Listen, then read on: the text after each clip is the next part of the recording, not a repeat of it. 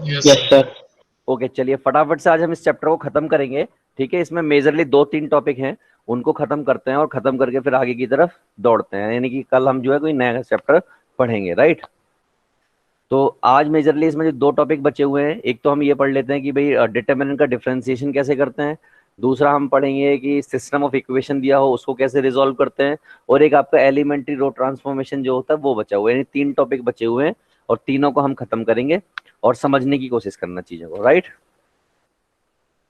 Okay sir. Okay, तो कोई ऐसा बच्चा है जो यहाँ पर नया है? ऐसा तो नहीं है कोई यहाँ पर?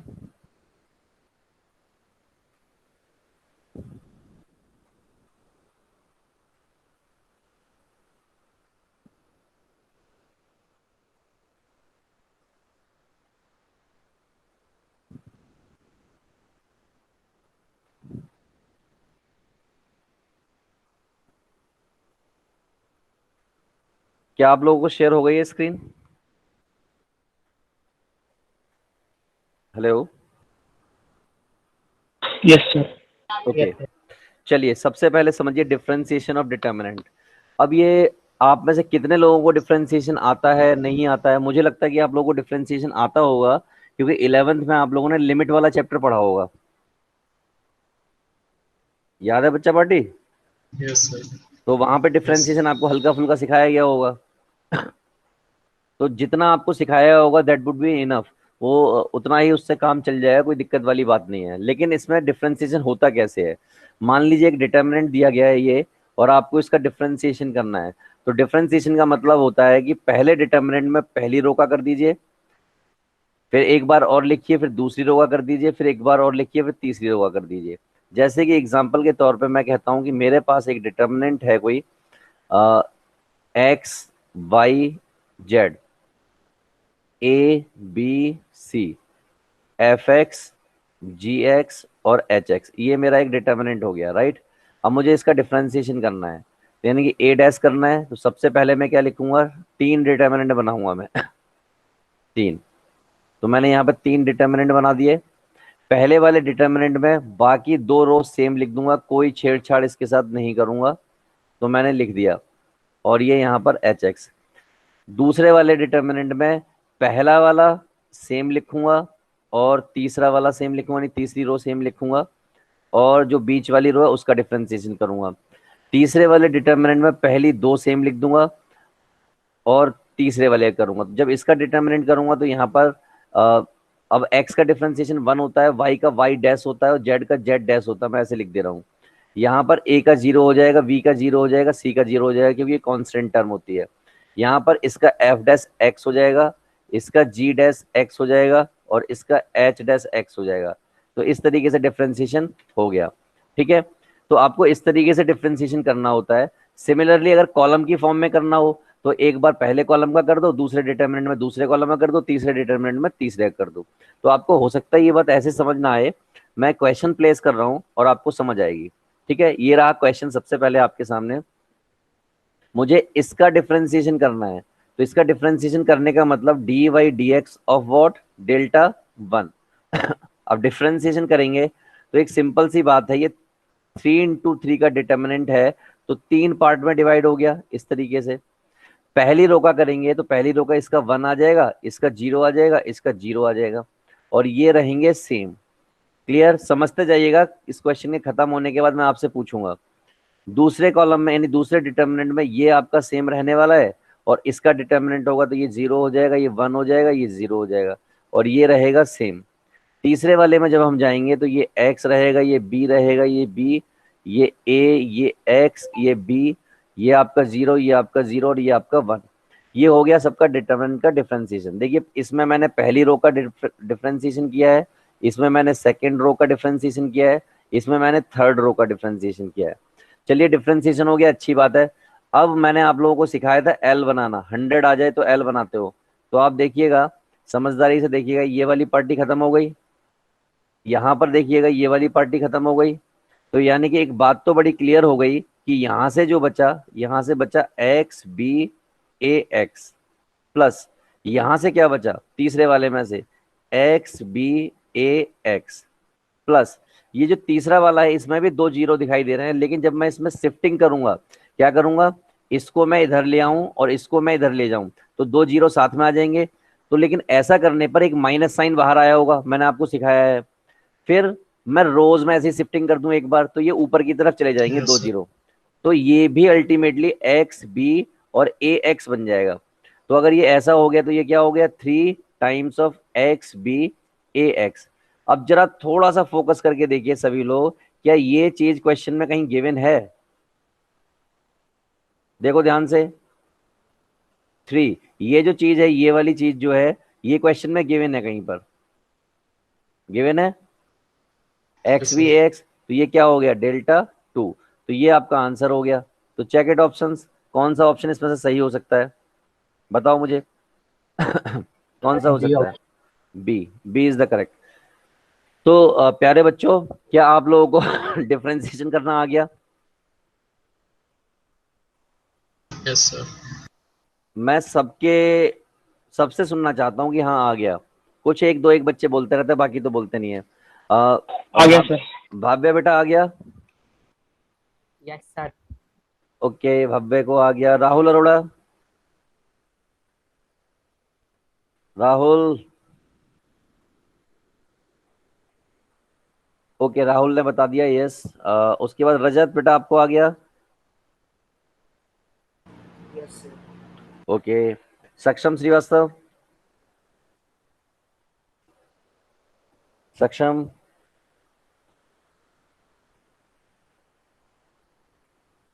श्रेया बेटा, श्रेया आ गया आपको? Yes sir. ओके बेटा, चलिए अब चलते हैं आगे की तरफ। सर एक बार और बता दीजिए। एक बार और बताऊं? डिस्कनेक्ट हो गया था मैं। कोई बात नहीं, अभी सुन लीजिए। कभी भी मुझे डिफरेंशिएशन करना हो किसी डिटर्मिनेंट का, तो हम क्या करते हैं, 3 पार्ट्स में डिवाइड कर लेते हैं, नहीं 3 डिटर्मिनेंट बन जाते हैं। बन गए 3 डिटर्मिनेंट। पहले डिटर्मिनेंट में पहली रो का डिफरेंशिएशन करके लिख देते हैं।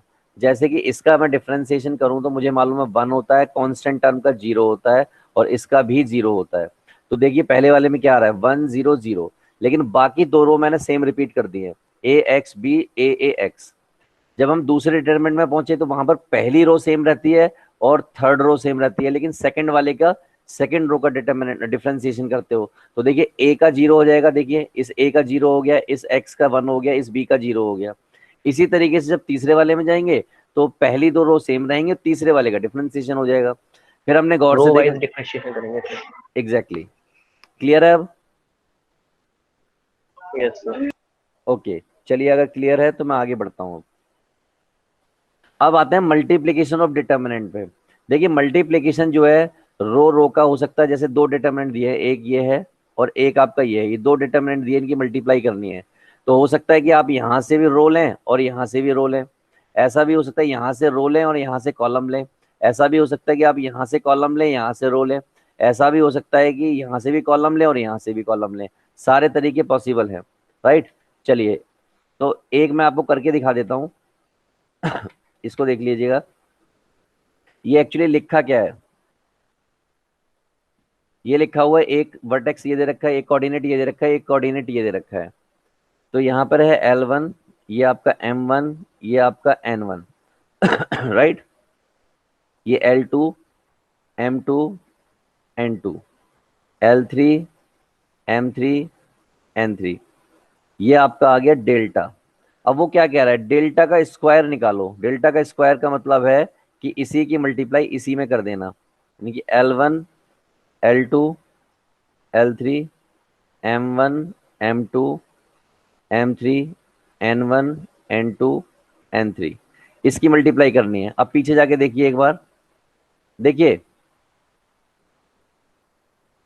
इन जनरल जो है रो की कॉलम में मल्टीप्लाई करते हैं। किस में करते हैं? रो की मल्टीप्लाई कॉलम में करते हैं और रो में लिखते हैं। मैं क्या बोल रहा हूँ, रो की मल्टीप्लाई कॉलम में करते हैं और रो में लिखते हैं। कैसे? ये देखिए, अब मैं मल्टीप्लाई करके लिख रहा हूं। इस रो की मल्टीप्लाई इस कॉलम में करूंगा मैं, तो देखिए क्या आएगा, L1, L2, M1, M2, इसी तरीके से आएगा। तो एक्चुअल में ऐसे नहीं आएगा, L1 L2 तो ये हो जाएगा इसका स्क्वायर। मैं इसको दोबारा से लिख रहा हूं।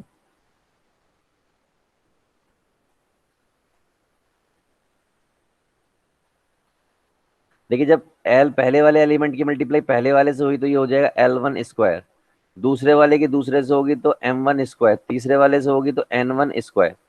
तो जब इस तरीके से मल्टीप्लाई करोगे, पहली रो की पहले कॉलम में हो गई तो यहाँ लिख दिया, जब पहली रो की दूसरे कॉलम में होगी तो यहाँ पर आएगा L1 M1 L2 M2 L3 M3, और इसी तरीके से यहाँ पर आएगा L1, क्योंकि आप किससे करने वाले हो, अब करने वाले हो तीसरे कॉलम से, तो L1 N1 उसके बाद L2, सॉरी एक गलती M1 के हुई साथ है। होना चाहिए ना। हाँ गलती हुई है एक, यहाँ पर भी हुई है वो गलती। ये मैं मैट्रिसेस की तरह ही होगी इसकी भी हाँ मल्टीप्लिकेशन। मैट्रिसेस की तरह ही है लगभग। आप इसमें क्या है, मैट्रिसेस में आपको सिर्फ एक ही मेथड फॉलो करना पड़ता है कि आप रो की मल्टीप्लाई कॉलम में ही कर सकते हो, वहां पे ये सिस्टम होता है। यहाँ पे आप किसी की भी, चाहे रो की रो में कर लो, रो की कॉलम में कर लो, कॉलम की रो में कर लो, कॉलम की कॉलम में कर लो, ये आजादी होती है आप लोगों के पास।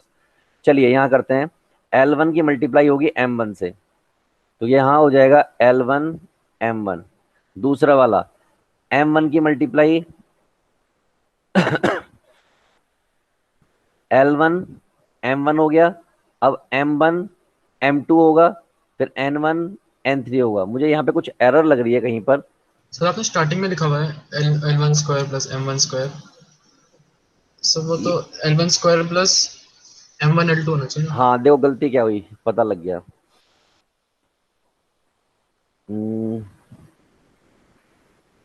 L1 स्क्वायर, उसके बाद M1 स्क्वायर, कॉलम में हुई है, ठीक है। L1 L2 L3, ठीक है, इसको ऐसे कर लीजिए।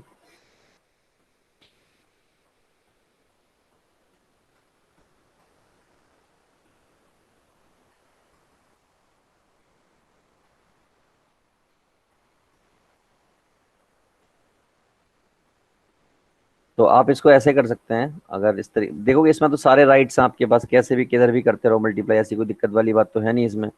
तो मैं इसकी मल्टीप्लाई ऐसे कर देता हूँ। देखिए L1 की जब मैं L1 से करूंगा तो L1 स्क्वायर आ जाएगा, फिर M1 की M1 से करूंगा, यानी रो रो की कॉलम कर ले रहा हूँ मल्टीप्लाई, और कॉलम में लिख ले रहा हूँ उसको। देखिए मैंने इसकी मल्टीप्लाई इससे की, मान लीजिए इस जगह पे, तो क्या आएगा, देखिए L1 का स्क्वायर आएगा कि नहीं आएगा, अगली बार M1 का स्क्वायर आएगा कि नहीं आएगा, अगली बार करूंगा N1 का स्क्वायर आएगा कि नहीं आएगा, आप कहेंगे आएगा। फिर अब मैं इस वाली रो की मल्टीप्लाई किस में कर लूं, इसी रो में कर लूं या फिर दूसरे में कर लूं, या इसी रो की मल्टीप्लाई अभी मैंने पहली में की है, अभी मैं दूसरी में कर लूं। तो देखिए यहाँ पे कर रहा हूँ L1 L2 M1 M2 N1 N2, समझ आया आपको। देखो ये हो गई आपकी पहले वाले डिटर्मिनेंट की, यानी डिटर्मिनेंट 1 की रो 1, यानी कि डिटर्मिनेंट 1 की रो 1 की मल्टीप्लाई रो 1 से यहाँ पे जब हुई, तो डिटर्मिनेंट, अब आप देखेंगे कि रो 1 से हो गई, अब रो 2 से कर दी मैंने फिर। ये देखिए रो 1 की मल्टीप्लाई रो 2 से हो गई। अब मैं यहाँ पे क्या करूंगा, इस जगह पर रो 1 की मल्टीप्लाई रो 3 से करूंगा। क्या क्लियर है ये बात सबको? देखिए क्या आएगा यहाँ पे, L1 L3 M1 M3 N1 N3, पहली रो की मल्टीप्लाई सब जगह हो चुकी है। एक बार फिर देखिए, ये आपकी रो है, इसकी मल्टीप्लाई पहले मैंने इसमें की, फिर मैंने इसमें की, फिर मैंने इसमें की। अब अगली रो जब लूंगा, यानी कौन सी वाली, ये वाली जब रो लूंगा, ये वाली, तो इसकी मल्टीप्लाई मैं इसमें करूंगा, देन इसमें करूंगा, देन इसमें करूंगा। फिर मैं इस वाली रो को लूंगा, इसकी मल्टीप्लाई इसमें करूंगा, इसमें करूंगा, इसमें करूंगा, यानी तीनों में करता रहूंगा। तो इस जगह पर जो आएगा, अब यहां पर भी कुछ ऐसा ही आएगा, लेकिन इस जगह पर ऐसा कुछ आने वाला है, L1 स्क्वायर M1 स्क्वायर और N1 स्क्वायर, और इस जगह पर भी ऐसा ही कुछ आ जाएगा। इस जगह पर भी ऐसे ही कुछ आ जाएगा, इस जगह पर भी ऐसे ही कुछ आ जाएगा, और इस जगह पर फिर से यही आएगा। यहाँ पे L1 है तो दूसरे वाले में L2 आ जाएगा, यहाँ L2 हो जाएगा, M2 हो जाएगा, N2 हो जाएगा, यहाँ पे L3 हो जाएगा, ये M3 हो जाएगा, और ये आपका N3 का स्क्वायर हो जाएगा। बाकी इस जगह पर दो के फैक्टर रहेंगे, दो के मल्टीपल रहेंगे, इस जगह पर दो के मल्टीपल रहेंगे, इस जगह पर दो के मल्टीपल रहेंगे। ये बात क्लियर है सबको बच्चों? ठीक है, सिंपल बात समझिए, Yes, sir. पहली रो की मल्टीप्लाई सारे रो में करके लिखते जाइए कॉलम में। पहली रो की मल्टीप्लाई हुई पहली रो में तो उससे बना रो 1, ठीक है। पहली रो की मल्टीप्लाई हुई रो 2 से तो उससे बनी रो 2। पहली रो की मल्टीप्लाई तीसरी रो से हुई तो बनी उससे रो 3, ठीक है। यानी कि ऐसे बनता है, ऐसे कुछ। अब मैं आपको कुछ एक इंपॉर्टेंट बात बता दूं जो कि मैं आपको चैप्टर नंबर 12 में पढ़ाऊंगा। कहाँ पर पढ़ाऊंगा? चैप्टर नंबर 12 3D में पढ़ाऊंगा। लेकिन आपको यहीं पे पता होनी चाहिए, इन्होंने डायरेक्शन कोसाइन की बात की है। 3 डायरेक्शन कोसाइन परपेंडिकुलर अगर हो तो उस कंडीशन में L square M square plus N square equal to 1 होता है। और अगर परपेंडिकुलर कंडीशन बन रही है तो L1 L2 M1 M2 और N1 N2 ये 0 होता है। तो अगर कल की वो इसकी जगह पर आ जाए L2 L3 M2 M3 और N2 N3 तो ये भी 0 होगा। और अगर ऐसा आ जाए L1 L3 M1 M3 और N1 N3 ऐसा कुछ आ जाए तो ये भी क्या होगा? 0 होगा। तो आप यहां से समझ सकते हैं ये क्या आ गया, 1 0 0 0 1 0 0 0 1, ये ऐसा कुछ आ गया। समझ सकते हैं आप लोग?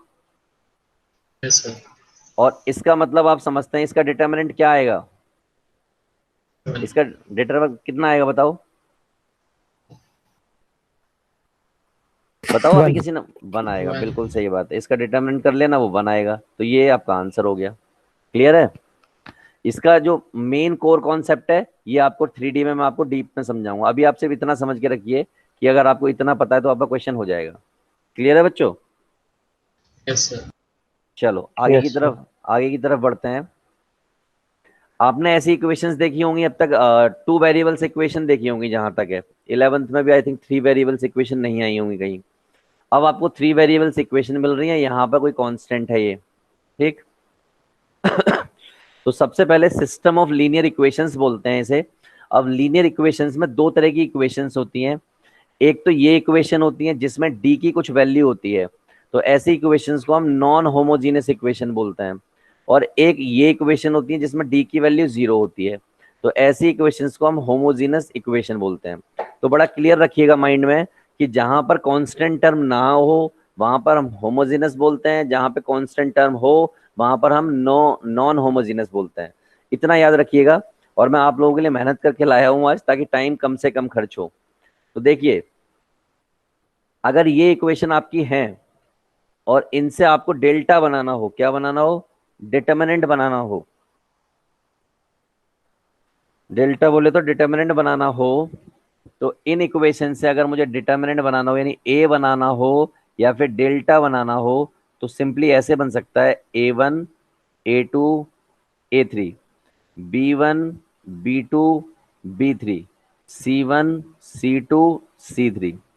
अब अचानक से कोई महान व्यक्ति आपको मिले और वो कहे कि A1 बनाओ, मतलब डेल्टा 1 बनाओ, तब क्या करोगे? तब आप बड़ा सिंपली ये B1 B2 B3 C1 C2 C3 same लिखोगे। बस उन्होंने 1 का है ना, तो 1 वाले पहले वाले कॉलम में, फर्स्ट वाले कॉलम में यहाँ पे D1 D2 D3 डाल दोगे। कल को कोई व्यक्ति मिले और आपको कहे कि भैया ये बनाओ, तो आप मुझे बता सकते हो क्या बनेगा अब ये?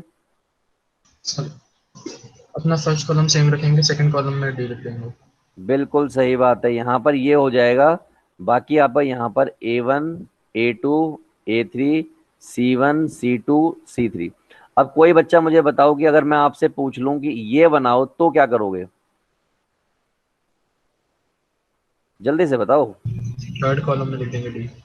D1, D2, D3, और यहाँ पर A1, A2, A3, B1, B2, B3। Is it clear for all? Yes sir. चलिए, यही चीज मैंने यहाँ पर लिख के दिया आपको, ये रही। ठीक, अब क्रैमर्स रूल क्या होता है? क्रैमर्स रूल ये कहता है कि x जो है डेल्टा बराबर होता है डेल्टा 1 के, y डेल्टा बराबर होता है डेल्टा 2 के, और y z डेल्टा बराबर होता है डेल्टा 3 के। तो अगर मुझे यहाँ से x निकालना हो तो क्या हो जाएगा? बड़ी समझदारी वाली बात है, बड़ा बेसिक सी बात है कि ऐसा कुछ हो जाएगा। और इंटरेस्टिंग बात ये है कि हमें डेल्टा भी पता है क्या होता है, और हमें ये भी पता है डेल्टा 1, डेल्टा 2 और डेल्टा 3 क्या होता है, पता है हमें। Yes sir. ओके, तो बस ये क्रैमर रूल होता है, इसका यूज आपके जेई में होता है, सीबीएसई में नहीं होगा, राइट। चलो आगे चलते हैं। कंसिस्टेंसी समझिए। अब इन इक्वेशंस को गौर से देखिए, दो बातें लिखी हुई हैं कंसिस्टेंट के लिए। कंसिस्टेंट सिर्फ और सिर्फ दो कंडीशन में होता है। पहली कंडीशन ये है कि यूनिक सॉल्यूशन की बात की गई हो, दूसरी कंडीशन ये है कि इनफाइनाइट सॉल्यूशन की बात की गई हो। मुझे एक बात बताइए,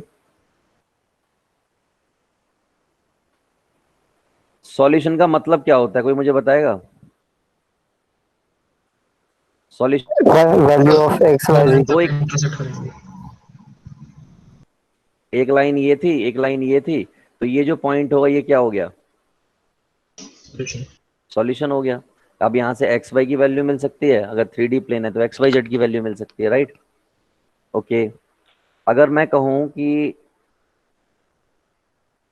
एक ये लाइन है और एक लाइन और है इसके ऊपर, और जो सॉल्यूशन है ना इसी लाइन पर है, इसी लाइन पर सॉल्यूशन है। अब मुझे बताओ इसका क्या मतलब हुआ? इनफाइनाइट सॉल्यूशंस होंगे इसके। बिल्कुल, इसने क्या हुआ कि इनफाइनाइट पॉइंट्स पर कट किया। इनफाइनाइट पॉइंट्स पे अगर कट कर दिया तो इसका मतलब इनफाइनाइट सॉल्यूशन हो गए। यहाँ पर एक पॉइंट पर कट किया था तो एक सॉल्यूशन हो गया था, कोई दो पॉइंट पर कट करेगा तो दो सॉल्यूशन हो जाएंगे। तो ये हो गए इनफाइनाइट सॉल्यूशन। अब यहाँ से देखिए, एक आपको इक्वेशन दे रखी है काफी अच्छी सी, that is x plus y equal to 2। दूसरी इक्वेशन दे रखी है 2x plus 3y equal to 5। जब मैं इन दोनों को सॉल्व कर रहा हूँ तो एक वैल्यू आ जाती है फिक्स, दैट इज x की वैल्यू 1 और y की वैल्यू 1, राइट। तो ये क्या हो गया? Unique solution. अब आप दुनिया की कोई भी ताकत लगा लेना, इन दोनों इक्वेशन को सॉल्व करके सिर्फ यही दो वैल्यू आएंगी, कुछ और वैल्यू नहीं आ सकती। जब सिर्फ यही दो वैल्यू आएंगी तो इनको यूनिक सॉल्यूशन बोल दिया, कुछ और नया आएगा ही नहीं, यानी एक्स और वाई यही आएंगे हमेशा। फिर यहाँ पे क्या, no relativity in left and right. Left देखोगे क्या है, 1 2 1 3 2 5। ना तो यहाँ पे कोई रिलेशन बन रहा रेशो की फॉर्म में, ना इन वालों का इनके साथ कोई रिलेशन बन रहा, ना इन वालों का इन वालों के साथ रिलेशन बन रहा। तो no relativity in left and right. तो इसका एक बात क्लियर हो गई कि इससे क्या बना लिया, डिटर्मिनेंट बना लिया इससे, इस तरीके से। जब इससे डिटर्मिनेंट बनाया तो क्या आ जाएगा, 1 1 और 2 3। जब रिलेटिविलिटी नहीं बन रही, यानी रिलेटिव ही नहीं है एक दूसरे के, तो एक बात कंफर्म है कि इनका डेल्टा यानी कि डिटर्मिनेंट जो है वो नॉट इक्वल टू 0 आएगा।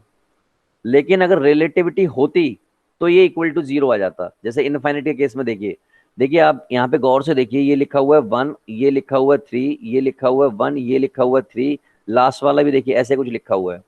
ध्यान से देखिए, दिख रहा है आपको? Yes yes sir. और मैं थोड़ा फोकस करके दिखाता हूँ चीजें आपको। अब जरा ऐसे देखिए, अब भी आपको रिलेशन दिख रहा है, यानी कि यहाँ पर भी 1 3 दिख रहा है, यहाँ भी 1 3 दिख रहा है, और यहाँ भी 1 3 दिख रहा है। इसका मतलब रिलेटिविटी जो है आपको लेफ्ट और राइट में भी दिख रही है, लेफ्ट वालों की राइट के साथ भी दिख रही है, राइट। और अगर ऐसा हो गया तो बस आप समझ जाइए क्या इसका मतलब है, यहाँ पर डेल्टा क्या आ जाएगा, 0 आ जाएगा। और इंटरेस्टिंग चीज देखिए, एक और इंटरेस्टिंग चीज बताता हूँ। मैंने यहाँ पे कहा कि आप दुनिया की कोई भी ताकत लगा लीजिए, एक्स वाई की वैल्यू सिर्फ और सिर्फ यही आएंगी, ये वाली।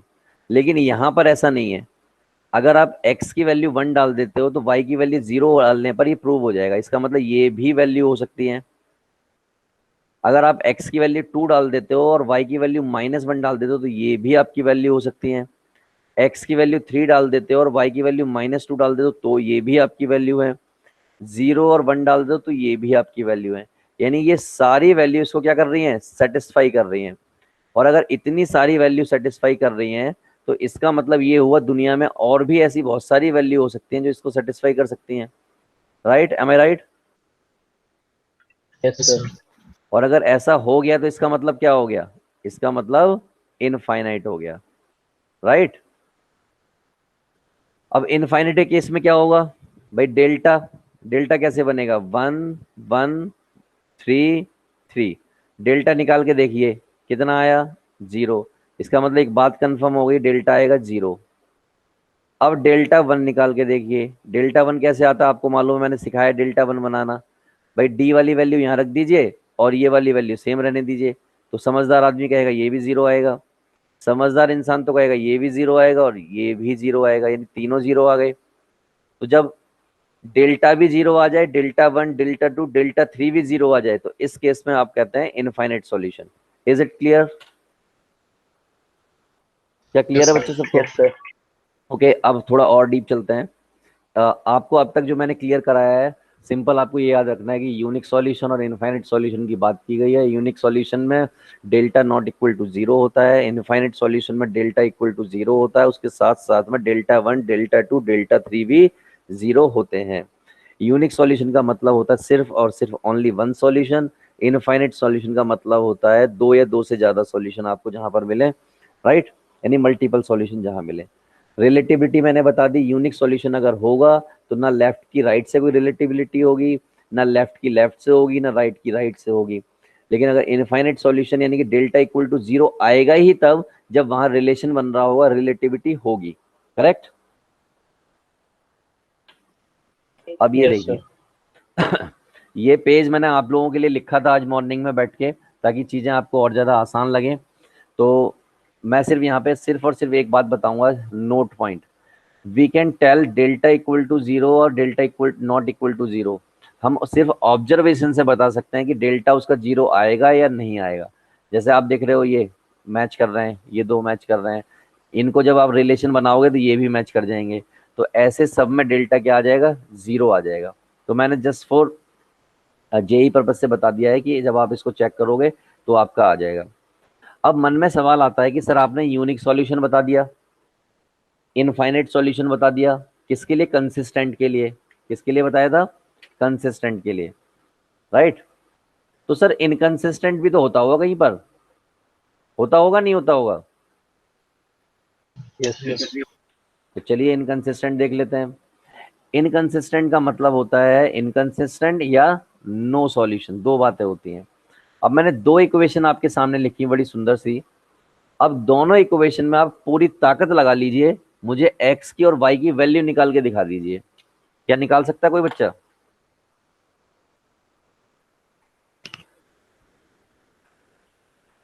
जो बच्चा इनकी वैल्यू निकाल के दिखाएगा एक्स की और नो वाई सर। की, उसको इनाम मिलेगा। कोई नहीं निकाल सकता? So parallel lines आ जाएंगी. हाँ, वो सब खत्म हो जाएंगे, कि जो वेरिएबल्स है वही खत्म हो जाएंगे जब आप इसको सॉल्व करोगे तो यानी नहीं निकलेगा। तो ऐसे ही कंडीशन को इनकंसिस्टेंट बोलते हैं, यानी कि जो सेटिस्फाई कंसिस्टेंट ही ना करता हो, यानी कि पॉसिबल ही ना हो, यानी कि नो सॉल्यूशन, राइट। तो नीचे मैंने दो इक्वेशन दिए हैं, एक्स की और वाई की कोई वैल्यू नहीं हो सकती। रिलेटिविटी इनकी लेफ्ट में है, लेकिन लेफ्ट की रिलेटिविटी राइट से कुछ नहीं है।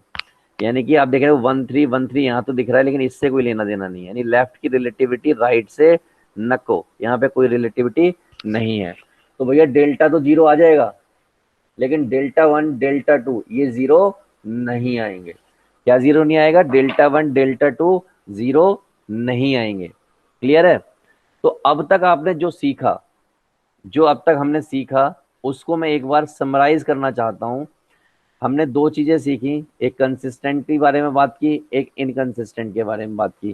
कंसिस्टेंट के बारे में हमने दो तरीके की बात की, यूनिक सॉल्यूशन की बात की और एक इनफाइनाइट सॉल्यूशन की बात की। जब यूनिक सॉल्यूशन की बात हुई थी तो वहां पर डेल्टा जो है नॉट इक्वल टू 0 आया था। जब हमने इनफाइनाइट सॉल्यूशन की बात की थी तो वहां पर डेल्टा इक्वल टू 0 आया था, डेल्टा 1 इक्वल टू 0 आया था, डेल्टा 2 इक्वल टू 0 आया था, डेल्टा 3 इक्वल टू 0 आया था। लेकिन जब हमने इनकंसिस्टेंट की बात की, इनकंसिस्टेंट मतलब नो सॉल्यूशन की जब हमने बात की, तो नो सॉल्यूशन के केस में यहाँ पर डेल्टा जो है आपका 0 आया था, ये बात सही है, लेकिन डेल्टा 1 नॉट इक्वल टू 0 आया, डेल्टा 2 नॉट इक्वल टू 0 आया, डेल्टा 3 भी नॉट इक्वल टू 0 आएगा। क्लियर है? जो कुछ भी अब तक हमने पिछले 10 मिनट में पढ़ा है, क्या वो समराइज हुआ या नहीं हुआ आपको? यस बताइए। सर। Yes sir. सबको समराइज हो गया? यही पढ़ा है हमने। और ये सब कुछ हमने किसके लिए पढ़ा है, एक बार फिर बता दो मुझे। सर ये सब हमने पढ़ा है, दो तरह की इक्वेशन होती है, होमोजेनस इक्वेशन और नॉन होमोजेनस इक्वेशन। ये कौन सी थी? नॉन थी कि नहीं थी? Yes sir. तो ये सारी कहानी नॉन होमोजेनस की थी। आगे चलते हैं।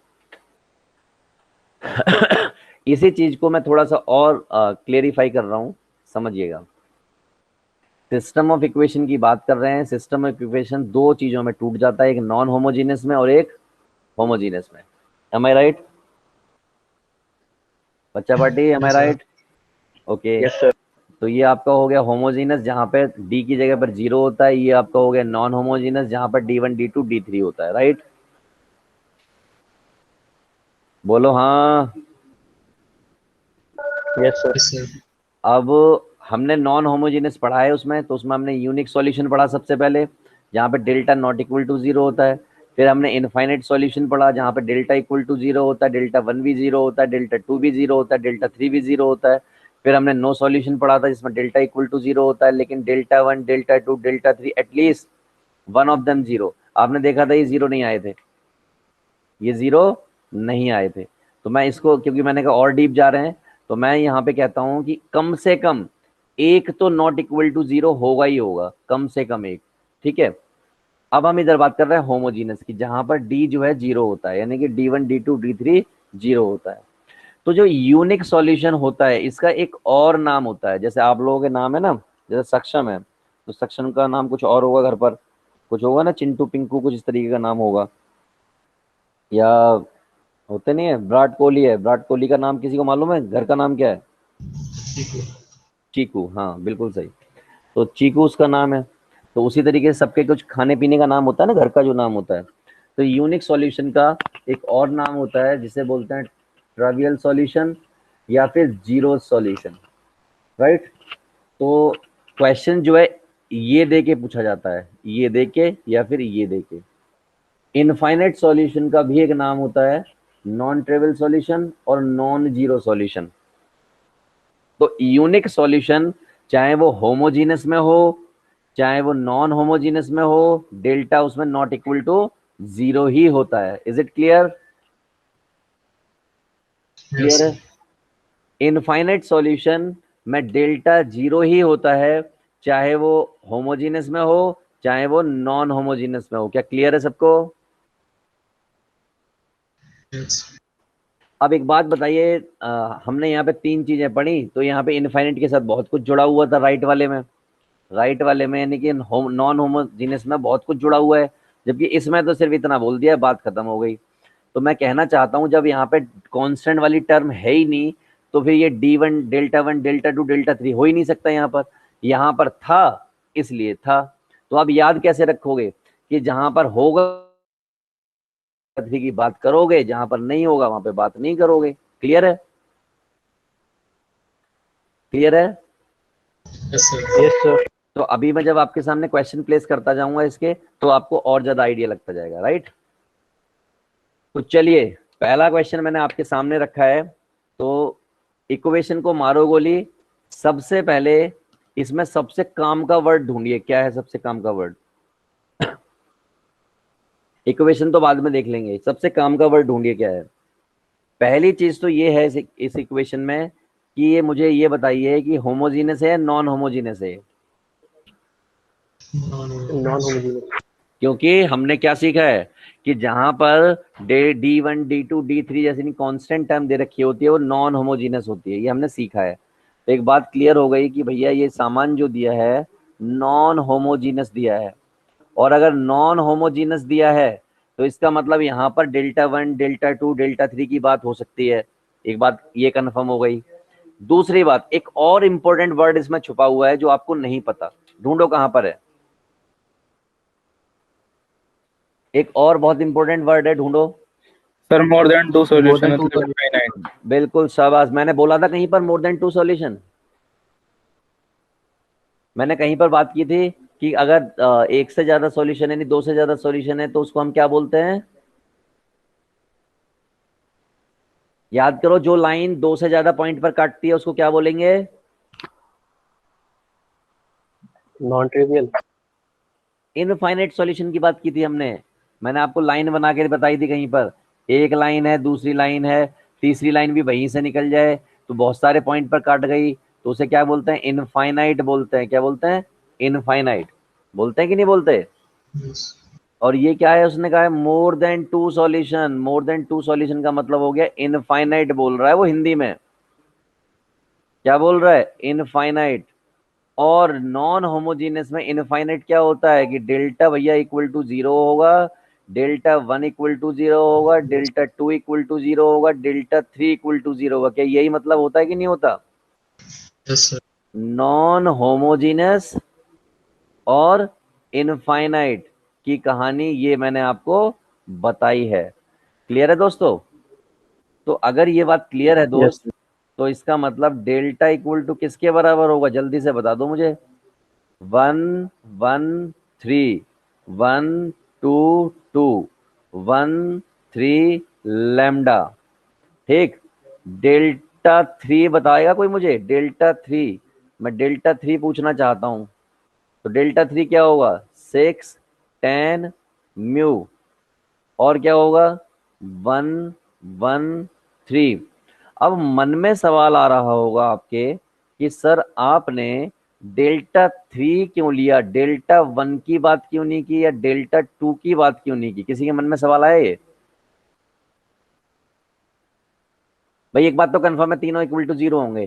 सर, इसमें दो अननोन वेरिएबल हो जाएंगे ना। Yes. एग्जैक्टली मैंने इसलिए इनका इस्तेमाल नहीं किया क्योंकि यहां से म्यू का यूज नहीं हो पाता, यानी कि एक और आ जाता है यहाँ पे, वापस से आके लैम्डा फंस जाता है इस जगह पर भी और इस जगह पर भी। तो इसको मैंने अवॉइड करने के लिए मैंने क्या किया? डेल्टा 3 लिया जिसमें लैम्डा नहीं फंसा।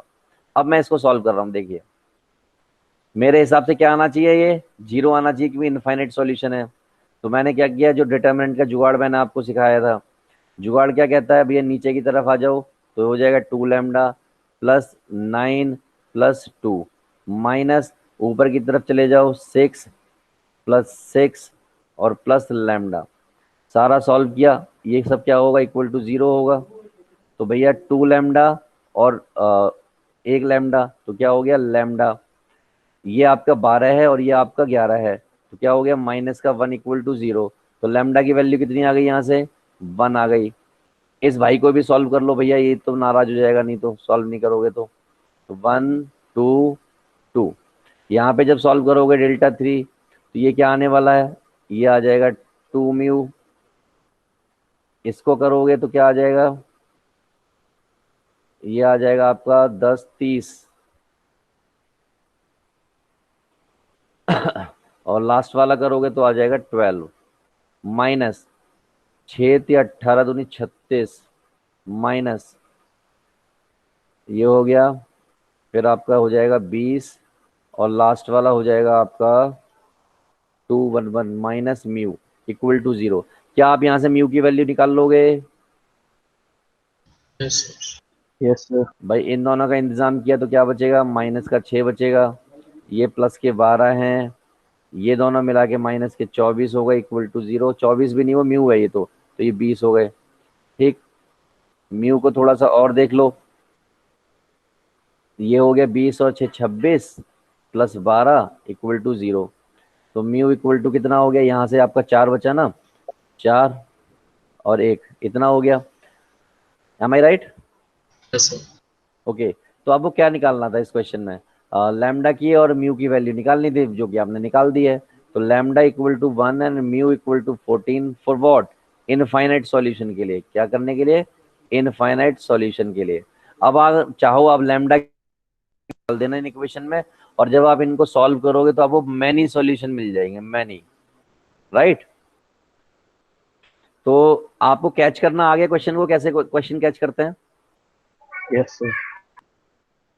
ओके चलो आगे की तरफ बढ़ रहे हैं। ठीक है, ये क्वेश्चन है, पूछ रहा है इज कंसिस्टेंट और नॉट। सबसे पहली चीज क्या देखोगे आप इसमें, सबसे पहली चीज क्या है, ये नॉन नॉन होमोजेनियस। होमोजीनियस। ठीक है, अब आपको म्यू और लैम्डा निकालना है। ये पूछ रहा है कंसिस्टेंट है या नहीं है, तो सबसे पहला काम तो डेल्टा निकाल लो, उसके बाद आप डेल्टा वन वगैरह चेक कर लो। क्लियर है? Yes sir. ठीक है, तो आप लोग ऐसे ही चेक करेंगे इसे, इसके अलावा कुछ नहीं करेंगे, आपको लैम्डा और म्यू की वैल्यू मिल जाएगी। तो मैं इसको आपको ले छोड़ रहा हूँ, मैं आगे बढ़ रहा हूँ। इस क्वेश्चन को देखिए, अच्छा क्वेश्चन है। सर एक बार मैं पीछे दिखाना है, मैं फोटो खींच। पिछला ये यस। सर मैं 4x is equal to 4y plus 4z लिखता हूँ। क्या बेटा, ये लास्ट थर्ड इक्वेशन में 4x is equal to 4y plus 4z लिखता हूँ। वो बेटा गलत है, वो यहाँ पे प्लस होगा वो। ठीक है, वो टाइपो है वो, बहुत जद्दोजहद करनी पड़ती है टाइपो से, टाइपो आती रहती है इस तरह की बहुत सारी।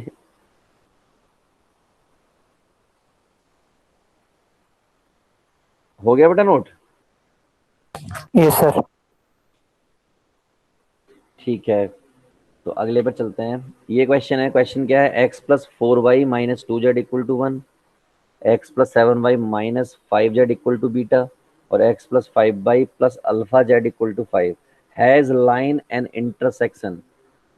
हैज लाइन एंड इंटरसेक्शन, इसका क्या मतलब हुआ? Sir one solution. सोचो ध्यान से। सर ये एक ही लाइन, दो सॉल्यूशन लाइन एक ही पे है। एक ही लाइन पर है सर। एक ही लाइन पर है, ठीक है। A line as a intersection, तो अगर as a intersection a line है, इसका मतलब क्या हुआ, कुछ सोच के बताओ यहाँ पर। इनफाइनाइट पॉइंट्स पे। Yes, infinite. तो दो बातें पता लग गई, एक तो ये नॉन होमोजीनियस है, ठीक है, नॉन होमो है एक, दूसरी है infinite.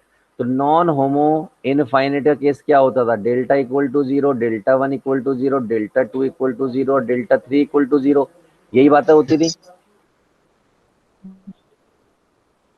M I right? Yes sir. तो सिंपल क्या करना है, जैसे कि एक खेल हमने पिछले क्वेश्चन में भी खेला था कि भाई डेल्टा ले लिया और उसके बाद मैंने डेल्टा थ्री लिया था। क्यों लिया था ये आपने डिस्कस कर लिया था। Yes sir.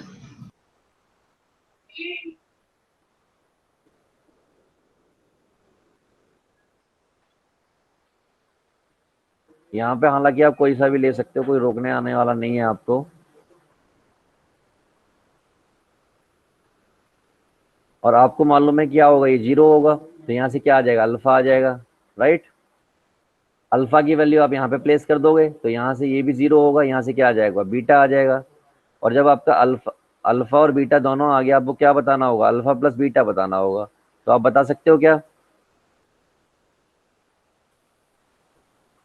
बता सकते हो बच्चा पार्टी? Yes sir. तो बस इतना सा सिंपल काम करना है। मैं एक बार देख लूं कौन कौन अवेलेबल है यहाँ पर। अवेलेबल तो बहुत सारे हैं बेटा। श्रुति समझ आया आपको?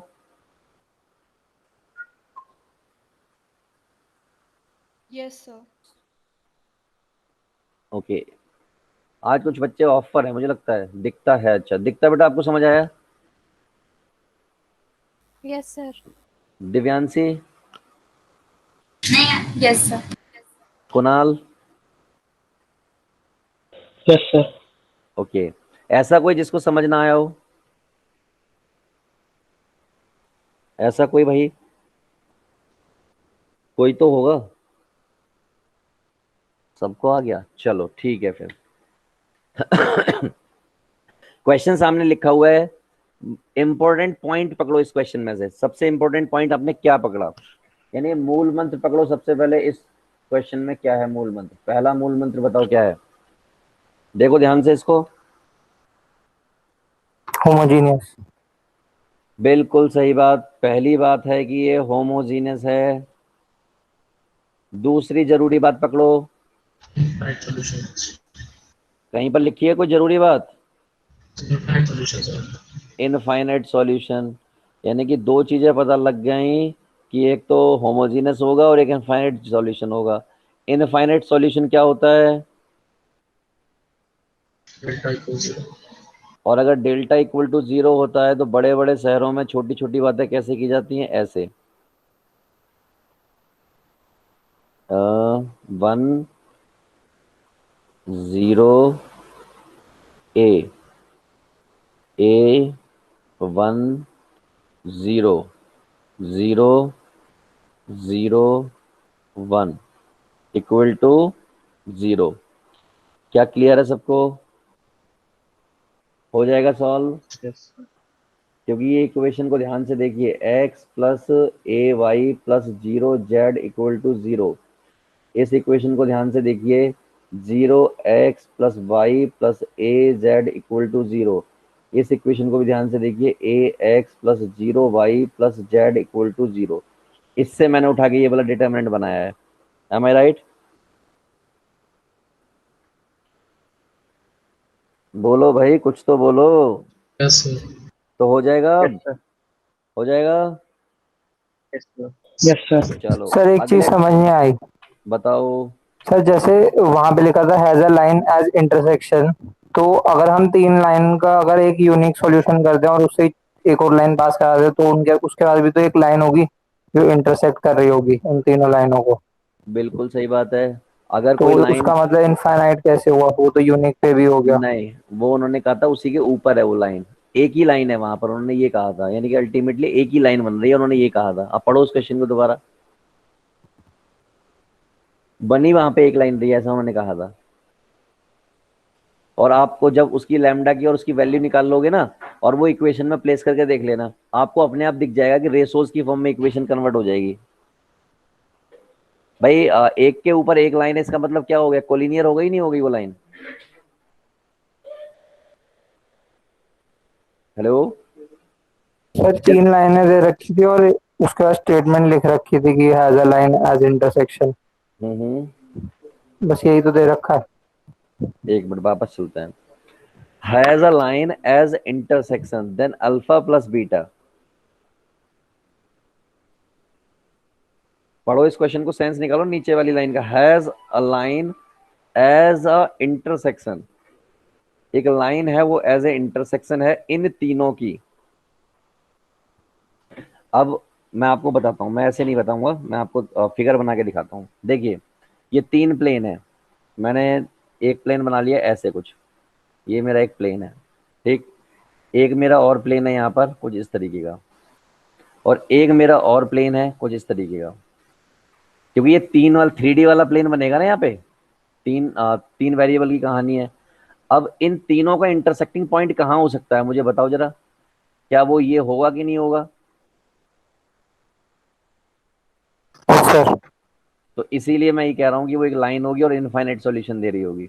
आप तीन प्लेन जब बनाओगे, सिर्फ दो इक्वेशन होती है, 2D वाली होती है तो चल जाता है, लेकिन 3D वाली में तो तीन प्लेन का इंटरसेक्शन ऐसे ही बन सकता है और किसी तरीके से बन ही नहीं सकता।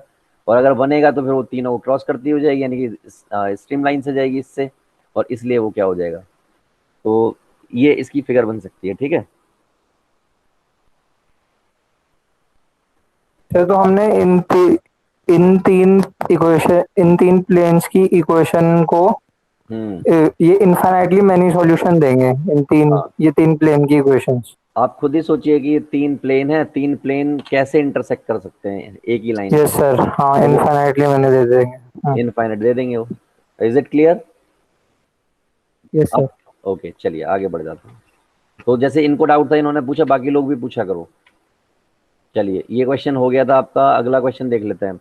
इस क्वेश्चन में इंपॉर्टेंट इंपॉर्टेंट चीजें पकड़िए, सबसे पहला काम, सबसे पहली इंपॉर्टेंट बात बताइए मुझे इस क्वेश्चन से। होमोजेनियस। चलिए, पहली बात पकड़ लिया आपने कि होमो है ये, दूसरी बात पकड़ो। Non trivial. यस, ये लिखा हुआ है नॉन जीरो, और नॉन जीरो का मतलब होता है नॉन ट्रिवियल, और नॉन ट्रिवियल का मतलब क्या होता है वो भी बताओ। Delta equal 0। हाँ, इनफाइनाइट होता ही नहीं होता उसका मतलब। यस। तो यानी कि यस सर। कहाँ से कहाँ तक गई बात देखो, घर से निकली और दिल्ली तक पहुंची बात। नॉन जीरो, नॉन जीरो का मतलब नॉन ट्रेवल, नॉन ट्रेवल का मतलब इनफाइनाइट। और इनफाइनाइट का मतलब आपको मालूम है क्या, ये क्लियर है सबको? Yes sir. चलो अब इन्होंने कुछ अच्छी अच्छी बातें की हैं तो मैं क्या कर रहा हूँ इसमें प्लेस कर दे रहा हूँ 1 1 1, 3 A 3 B 4 C, ABC, और ये क्या डेल्टा है, और डेल्टा इक्वल टू क्या होगा, 0 होगा क्योंकि इनफाइनाइट है। बड़े बड़े शहरों में छोटी छोटी बात क्या बताई गई थी, वो ये बताई गई थी क्वेश्चन में कहीं भी 111 दिख जाए तो आप उसको 100 बना देना। तो पहले 110 बनाना फिर 100 बनाना। तो मैं कैसे बनाऊंगा, ध्यान से देखिए सभी लोग। मैं क्या कर दे रहा हूँ, R3 में से R1 माइनस कर दे रहा हूँ और R2 में से भी R1 माइनस कर दे रहा हूँ। तो जो कुछ भी कर रहा हूँ मैं R3 में और R2 में कर रहा हूँ, इसका मतलब मैं किसी में कोई छेड़छाड़ नहीं कर रहा हूँ, वो मैं इसमें नहीं कर रहा कोई छेड़छाड़, राइट। तो अगर मैं इसमें कोई छेड़छाड़ नहीं कर रहा हूँ तो 1 में से 1 गया होगा तो क्या हो गया होगा, 0 हो गया होगा, और यहाँ पर हो गया होगा 3B - A, और यहाँ पे हो गया होगा B - A। इसमें से ये गया होगा तो यहाँ पे भी 0 हो गया होगा, और यहाँ पर क्या हो गया होगा, यहाँ पर हो गया होगा 4C - 3A, यहाँ पे हो गया होगा C - A, राइट। और ये सब क्या इक्वल टू 0। इससे इसका अंतिम संस्कार हो गया। तो ये वाली पार्टी आके इससे भिड़ जाएगी, ये वाली पार्टी आके इससे भिड़ेगी, तो 3 times B - A C - A minus of 4C - 3A multiply with B - A, that is equal to 0। तो जब आप इसको सॉल्व करोगे, पूरे को क्या करोगे, सॉल्व करोगे, तो सॉल्व करने के बाद अगर ये AP होगी तो AP आती है 2B = A+C। अगर ये GP होगी तो आपका आएगा B² = AC, और अगर ये HP होगा तो ये आएगा 2AC/A+C, that is equal to B। क्या क्लियर है सबको ये बातें? Yes sir. तो जो भी इसको सॉल्व करके आएगा वो इसका सही आंसर हो जाएगा। लेकिन as far as question is concerned, मुझे ऐसा लगता है कि इसका आंसर AP आ जाएगा, राइट। सर हाँ बोलो। सर जैसे हमने इसका डेल्टा 0 आ रहा है, मतलब इसका डिटर्मिनेंट 0 है, हम्म। तो हमने एक प्रॉपर्टी पढ़ी थी जिसका डिटर्मिनेंट 0 आएगा वो एपी में होगा, तो सर हम वैसे भी कह सकते हैं कि सीधे एपी में होगा ये। कह सकते हो, नहीं कुछ गड़बड़ हो सकती है वहां पर। उसमें ये कहा गया था AP, AP में सारे एलिमेंट होंगे, ऐसा कुछ कहा गया था। ध्यान से याद करो उसको, ध्यान से याद करो उस बात को, सारे एलिमेंट की कुछ बात की गई थी। देखो इसने कहीं भी क्वेश्चन में ऊपर ये नहीं बोला ना कि ABC जो है वो AP में है, ऐसा कुछ बोला है क्या? इसलिए इसको रिवर्स नहीं कर सकते। और मैं आपको इंटरेस्टिंग बात बताऊं, इसका आंसर AP नहीं आएगा, HP आ रहा है। HP आएगा। हाँ समझ रहे हो, तो ये गलती हो जाती है अब वहां पे अगर थोड़ा सा भी मिसकम्युनिकेट हो जाते। चलो इसको सॉल्व कर लेते हैं, एक काम करते हैं। तो 3 को ऐसे ही पड़ा रहने दो, ये हो जाएगा आपका BC - BA - AC plus A²। यहाँ पर मल्टीप्लाई करोगे तो 4BC, सर या फर्स्ट रो के सेकंड कॉलम में 2A है। फर्स्ट रो की सेकंड कॉलम में 2A है, यहाँ पर इस जगह पर ये, सही बताए हो, ये और अगर ये है तो यहाँ ये सब तो खैर ठीक था, यहाँ तो कोई दिक्कत नहीं है। थोड़ा सा यहाँ पे आ गया होगा आपका, सारा ही मिट गया, बस थोड़ा सा चेंज है यहाँ पर, वो मैं ठीक कर दे रहा हूँ। उधर इतनी देर में बताया बालिका ने। तो यहाँ पे ये कह रही है 2A है, इस जगह पर 2A है। चलो, और अगर इस जगह पे 2A हो गया ना, इस जगह पे 2A हो गया तो पूरे क्वेश्चन में गड़बड़ हो गई। वो क्यों हो गई? क्योंकि हमने यहाँ पे एक्सपेरिमेंट किया था। ठीक है, तो अब मैं इसको ठीक कर दे रहा हूँ।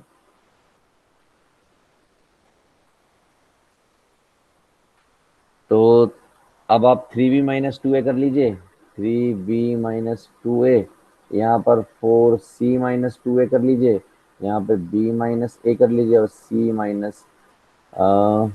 और C - A। तो इसको आप सॉल्व कर लीजिएगा, आपका ये HP आ जाना चाहिए। मुझे लगता है आप लोग सब सॉल्व कर लोगे यस इसको। सर। ओके ठीक है, सर। आगे चलते हैं। इस क्वेश्चन को देख के जरा इंपॉर्टेंट बातें बताओ इसकी। ये क्या है? होमोजेनियस। होमो। और इसका मतलब क्या है? इनफाइनाइट। इनफाइनाइट। और इनफाइनाइट का मतलब क्या है? हो जाएगा अब? Yes sir. ओके, चलें आगे फिर, आगे बढ़ यस रहे सर। हैं। और तेरी तो इतना टिपिकल क्वेश्चन कैसे आ गया ये सामने? ये क्या है भाई, इसको बताओ। कहता है if the system of the equation ax plus by plus something has infinite many solution, यानी कि ये जो तीन इक्वेशन दे रखी हैं, ये वो कह रहा है इनफाइनाइट मैनी सॉल्यूशन है, तो इसका मतलब वो ये कह रहा है कि इसका डेल्टा जीरो है। यही मतलब है इसका। इनफाइनाइट मैनी का मतलब डेल्टा इक्वल टू जीरो है, यानी कि क्या कह रहा है वो कह रहा है ए और CAB ये इक्वल टू जीरो है। और जब ये इक्वल टू जीरो है तो इसको आप करोगे सॉल्व, तो सॉल्व तो बाद में कर लेना। अब वो ये पूछ रहा है कि ये वाला जो सिस्टम है ये क्या होगा, ये वाला सिस्टम है ये क्या होगा, ये आपको बताना है। तो सबसे पहला काम डेल्टा में तो रख दो कम से कम। तो डेल्टा में आपने रख दिया B plus C plus A plus B. यहाँ पे आपने रख दिया C plus A plus B plus C. यहाँ आपने रख दिया A plus B plus C plus A. अब ये आपको बताना है क्या होगा। तो आप इसको क्या करोगे, सॉल्व करना स्टार्ट करोगे। कैसे करें सॉल्व? कोई बच्चा है जो बताएगा? फिर ऐड कर देते हैं कॉलम 1 कॉलम 2 कॉलम 3 को, और कॉलम 1 में रख देंगे। चलो ऐड कर दिया। तो एक बात तो कंफर्म है, यहाँ पे B है, ये B भी आके ऐड हो जाएगा। यहाँ पे C है, यहाँ पे C है, दो C हो जाएंगे, दो A हो जाएंगे। तो एक बात कंफर्म है कि 2 टाइम्स सब में आ जाएगा, इसमें सब में 2 टाइम्स आ जाएगा। और यहाँ पे क्या बचेगा, A plus B plus C. यहाँ पे क्या बचेगा, A plus B plus C. यहाँ पर क्या बचेगा, A प्लस बी प्लस सी। बाकी का ये सेम। क्या क्लियर है सबको ये बात, ये वाला स्टेप क्लियर है सबको ये बात? Yes sir. ओके। अब पढ़े लिखे लोग क्या कहेंगे, मैं एक स्टेप चल रहा हूँ और मुझे बताना मैंने क्या स्टेप चल दिया वो। सभी लोग मुझे बताना। मैं स्टेप चल दूंगा और आप लोग मुझे उसका रिवर्स बताओगे, ठीक है? तो मैं यहाँ पे बता रहा हूँ आपको -B, यहाँ पे बता रहा हूँ -C, यहाँ पे बता रहा हूँ -A, इस जगह पे बता रहा हूँ -C, इस जगह पे बता रहा हूँ -A और इस जगह पे बता रहा हूँ -B। अब मुझे बताओ मैंने क्या स्टेप चल दिया ये, बताओ मैंने क्या स्टेप चला ये। Column 2 minus column 1, column 3 goes to column 3 minus column yes, 1। Column 2 में से कॉलम 1 माइनस कर दिया और कॉलम 3 में से भी कॉलम 1 माइनस कर दिया। कोई दिक्कत किसी को? अब एक और छोटा सा स्टेप चल दे रहा हूं मैं, और वो मेरा स्टेप है, स्टेप मैं चल दे रहा हूं, आप लोग मुझे बताओगे कि मैंने क्या स्टेप चला, ठीक है? तो मेरा स्टेप है A B C A मैंने ये लिख दिया। अब आप बताओ क्या स्टेप है ये, बताओ जल्दी क्या स्टेप चला मैंने ये। फर्स्ट कॉलम को सेपरेट कर दिया। यस, मैंने पहले तो ये चलाया है कि C1 में ऐड कर दिया C1 C2 C3, पहले तो ये ऐड किया। और उसके बाद मैंने एक स्टेप चलाया है कि मैंने C2 एंड C3 में से नेगेटिव -1 कॉमन ले लिया है। कोई दिक्कत किसी को? और ये जो बचा है, ये जो आया है, ये हमने कहीं देखा था, याद करो कहाँ देखा है, देखो जल्दी कहाँ देखा है हमने। स्टार्टिंग में गिवन था। ये ऊपर ही है। गिवन है भाई, ये गिवन है, ये इक्वल टू जीरो है। तो इसका मतलब ये भी क्या हो गया, जीरो हो गया। और अगर ये जीरो हो गया तो क्या हो गया, इनफाइनाइट। इनफाइनाइट हो गया। क्लियर है? बताओ जल्दी बच्चों, क्लियर है तो? ये जितने भी क्वेश्चन करा रहा हूँ ना, सर ये जो क्वेश्चन अभी मैंने कराया है आपको, ये IIT का क्वेश्चन है। जितने भी कराए मैंने सारे IIT AEEE के क्वेश्चन उठाए हैं, राइट? तो क्लियर है बच्चा पार्टी, है आगे चलें। अब मैं आगे इनके क्वेश्चन यस लेकर सर। आऊंगा, मैं आपको जादुई चीजें पूछूंगा और आप मुझे बताएंगे, ठीक है? तो चलो पहली जादुई चीज पूछता हूँ। इसमें क्वेश्चन दे रखा है ये वाला जो सामने आपके दिख रहा है, इसमें काम की चीज बताओ क्या है। काम की चीज इसमें ये है कि ये नॉन नॉन होमोजीनस है, और नॉन होमोजीनस में दो कंडीशन हो सकती हैं। कौन कौन सी? बल्कि तीन हो सकती हैं। पहली कंडीशन ये हो सकती है कि delta not equal to zero आए। दूसरी कंडीशन हो सकती है डेल्टा इक्वल टू जीरो आए और उसके साथ वाले बाकी भी जीरो आए। और तीसरी कंडीशन ये हो सकती है कि डेल्टा इक्वल टू जीरो आए और डेल्टा वन, डेल्टा टू और डेल्टा थ्री में से एटलीस्ट वन जो है नॉट इक्वल टू जीरो आए। तो आप कर लोगे अब आगे इसको? Yes sir. ओके, चलो फिर आगे की तरफ बढ़ते हैं। इस क्वेश्चन की शक्ल देखो और मुझे आंसर बताओ। इस क्वेश्चन की शक्ल देखो और आंसर बताओ।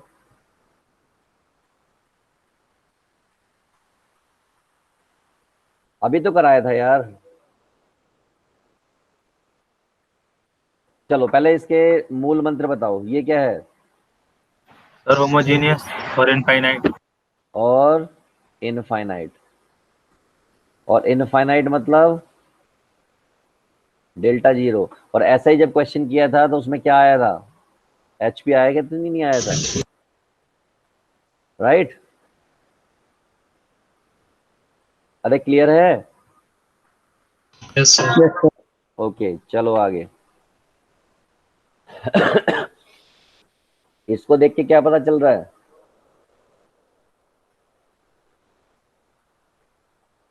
नॉन होमो। और इसको देख के क्या पता चल रहा है? Delta equal zero. ये भी पता चल रहा है, नहीं चल रहा साथ में? Yes sir. तो आंसर हो जाएगा इसका, के की वैल्यू निकाल लोगे। Yes sir. ओके, इसको देख के बताओ क्या पता चला सबसे पहली चीज। होमोजेनियस। दूसरी चीज? Infinite sir. शाबाश। अब तुम यूं ही कर डालोगे इनको। नॉन जीरो लिखा है, नॉन जीरो का मतलब नॉन ट्राइवल भी आ सकता है, नॉन ट्रिवियल सॉल्यूशन। राइट? इसको देख के बताओ जल्दी से। नॉन होमो। नॉन होमो हो गया। और has no solution. No solution का मतलब क्या हो गया? नो सॉल्यूशन का मतलब ये पहली बार आया है, अब तक नहीं आया था। Delta equal to zero.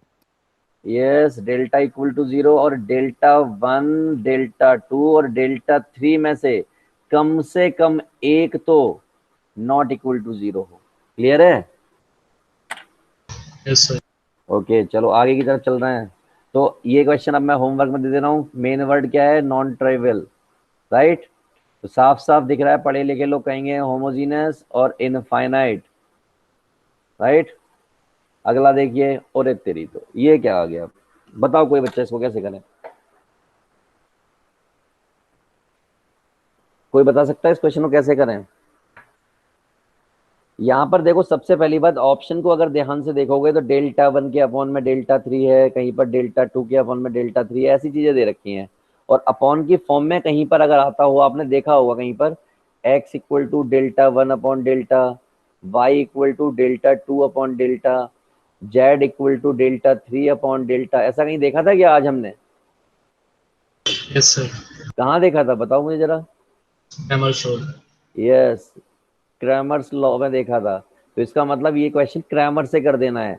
हो तो उससे भी जाएगा, जो आप जनरल तरीका लगा रहे हो तो उससे भी जाएगा, लेकिन क्रैमर से करना है। तो चलो क्रैमर से करते हैं। सर क्लास चल रही है, खाना नहीं, घर जाऊंगा। ठीक है, तो अब चलिए इस क्वेश्चन को करते हैं। अब यार गौर से मैंने देखा कि यार क्वेश्चन तो हम कर लेंगे, कोई बात नहीं, डेल्टा भी बना लेंगे, डेल्टा टू भी बना लेंगे, सब कुछ बना लेंगे। But the thing is that यार हमारे पास तो इक्वेशन ही नहीं है। क्या इक्वेशन है हमारे पास? है ही नहीं कहीं इक्वेशन। ये तो बड़ा अजीब सी कुछ दे रखी है। ये क्या है यार? ये क्या लफड़ा है? कोई मुझे बताएगा? क्या करूं? लॉग मल्टीप्लाई कर लॉग देते मिलेंगे हैं। सर। Natural log. अच्छा, मतलब आप कह रहे हो लॉग लगा दो सर, है ना, ये कह रहे हो? यस। तो उसको लॉग मल्टीप्लाई करना कहते हैं या फिर नेचुरल लॉग लगाना कहते हैं? नेचुरल लॉग लगाना, सॉरी सर। सेम फंक्शन आ रहा है। चलो कोई बात नहीं। तो चलो लॉग लगा देते हैं। तो बहुत सारे लोग लगा देते हैं काम करने के लिए। चलो हम ऐसा करते हैं, लोग लगाते हैं। अच्छा, लॉग की प्रॉपर्टी तो मालूम है ना आपको क्या होती है? Yes sir. तो जिनको नहीं मालूम वो देख लो, log m इंटू एन कहीं लिखा हो तो log m plus log n लिखा जाता है, और कहीं लिखा होता log m अपॉन n तो इसको आप लिखते log m minus log n। कहीं पर लिखा होता log की पावर p की पावर q तो एक q कूद के आगे की तरफ आ जाता है, ये ऐसे हो जाता है। ठीक है, बेसिक बेसिक चीजें मैंने बता दी हैं जो आपको पता होनी चाहिए। मान लीजिए ऐसा कुछ लिखा हुआ है तो ये हो जाता है आपका log m plus log n minus log p। ठीक है, तो ये सारी बेसिक चीजें बता दी हैं। एक और चीज बता देता हूँ मैं आपको, कहीं पे लिखा हो p q ऐसे लिखा है तो आप चाहो तो ये लिख सकते हो, log ऊपर वाले को नीचे लिखो, नीचे भी log लिखो, जो ऊपर है उसको ऊपर लिख दो, जो नीचे है उसको नीचे लग दो, और बेस लगा दो e। बेस क्या लगा दो? e। e कितना होता है? 2.732। चलो कोई इनकी जैसे जरूरत नहीं पड़ेगी, ये क्वेश्चन ऐसे ही ला देंगे हम। तो इस इक्वेशन को हमने नीचे बुलाया कि बेटा तुम इधर आओ, पहले तुम्हें ठीक करते हैं। तो जब हमने इसको यहाँ बुलाया और इसमें log अप्लाई किया तो log की प्रॉपर्टी ये कहती है कि ये हो जाएगा log x a और ये हो जाएगा log y b और ये हो जाएगा log e की पावर m। a कूद के आगे की तरफ आ जाएगा तो ये हो जाएगा log x, b कूद के आगे की तरफ आ जाएगा तो ये हो जाएगा log y, m कूद के आगे की तरफ आ जाएगा और ये पार्टी होती है 1। तो finally I can say the equation is log x plus b log y equal to m। अब पढ़े लिखे बच्चों की तरह अगली इक्वेशन तो आप लिख ही दोगे, लिख दोगे क्या? वो भी लॉग लगा के लिखोगे? लिख दी? Yes sir. चलो अच्छी बात है। तो अच्छे बच्चों की तरह मुझे ये बताओ कि जहां पर x लिखा हुआ था वहां पर अब क्या लिखा हुआ है? log x। log x। बस इतनी सी बात मुझे करनी थी, बस बाकी काम बन गया। तो भैया log x किसके बराबर होता है? log x बराबर होता है डेल्टा 1 अपॉन डेल्टा के। और log y किसके बराबर होता है? डेल्टा 2 अपॉन डेल्टा के। राइट। अब डेल्टा 1 क्या होता है ये भी मुझे बता दो। तो सर डेल्टा 1 जो होता है एम एन आ जाएगा, एम एन, और यहाँ पे आ जाएगा बी डी यहाँ, और अपॉन में आ जाएगा डेल्टा। डेल्टा क्या होगा? वो होगा ए सी बी डी।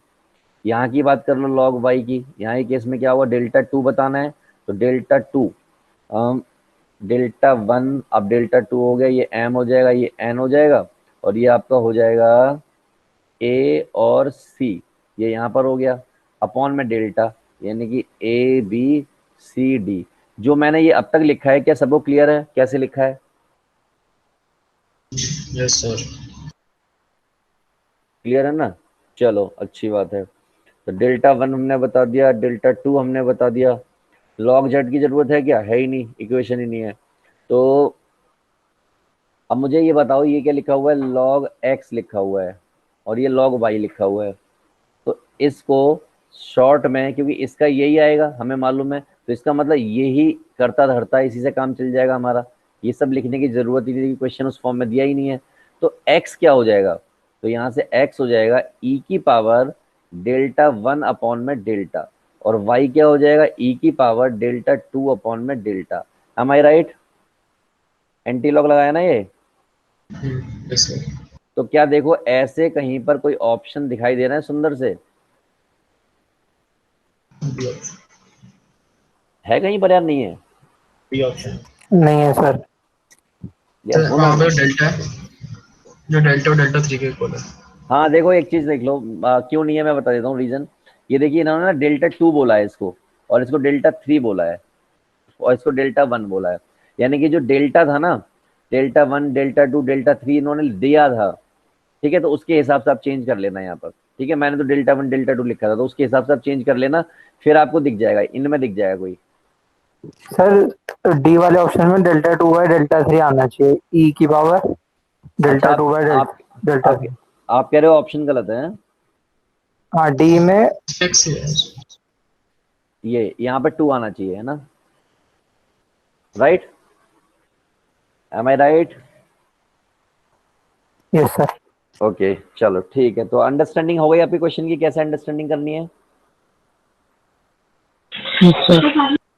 ये देखो जो हम डेल्टा जिसको मान रहे हैं ना, वो डेल्टा 3 ले रखा है इन्होंने। तो इसका मतलब ये क्या है, ये डेल्टा 3 है, ये डेल्टा 3 है, तो ये डेल्टा 3 है, ये डेल्टा 3 है। और अगर ये डेल्टा 3 है तो कहाँ मैच कर रहा है? डी से। क्लियर है? अरे बताओ क्लियर है बच्चों? क्लियर है तो आगे यस चलें। सर। बता दिया करो जल्दी से। तो आगे बढ़ते हैं अब, ठीक है। Yes sir. ये सामने जो क्वेश्चन है हो जाएगा, मैं होमवर्क में दे दूं इसे। Yes sir. Yes sir. तो अब ये बहुत सारे क्वेश्चन हैं, ये सारे आपको करने हैं, राइट। कई सारे दे रखे हैं, ये सारे आपको खुद से करने हैं। आपकी एक अच्छी प्रैक्टिस हो जाएगी इन सारे क्वेश्चन से। प्रैक्टिस के पर्पज से बहुत सारे दिए हैं। अच्छा, ऐसा क्वेश्चन आपने कर लिया था? मैंने आपको पिछले होमवर्क में भी दिया था ऐसा क्वेश्चन,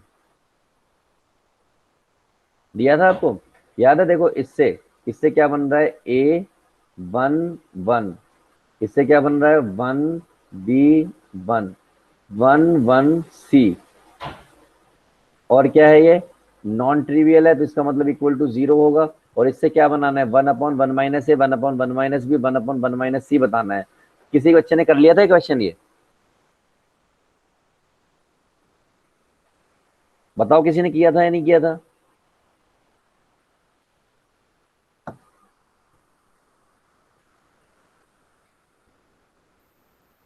बताओ बेटा, किसी ने नहीं किया था?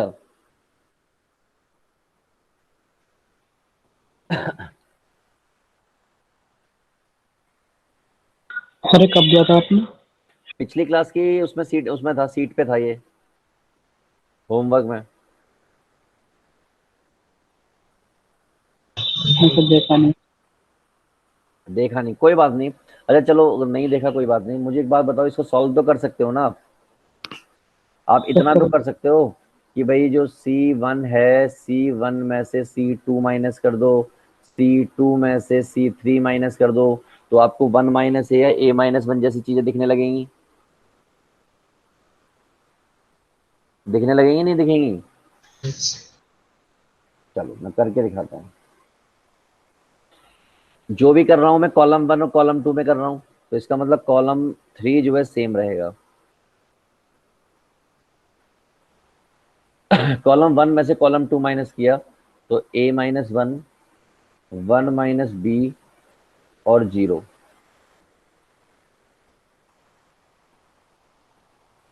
ठीक है, या फिर एक काम कर लीजिए, यहाँ भी 3 से माइनस कर लीजिए, ज़्यादा अच्छा रहेगा।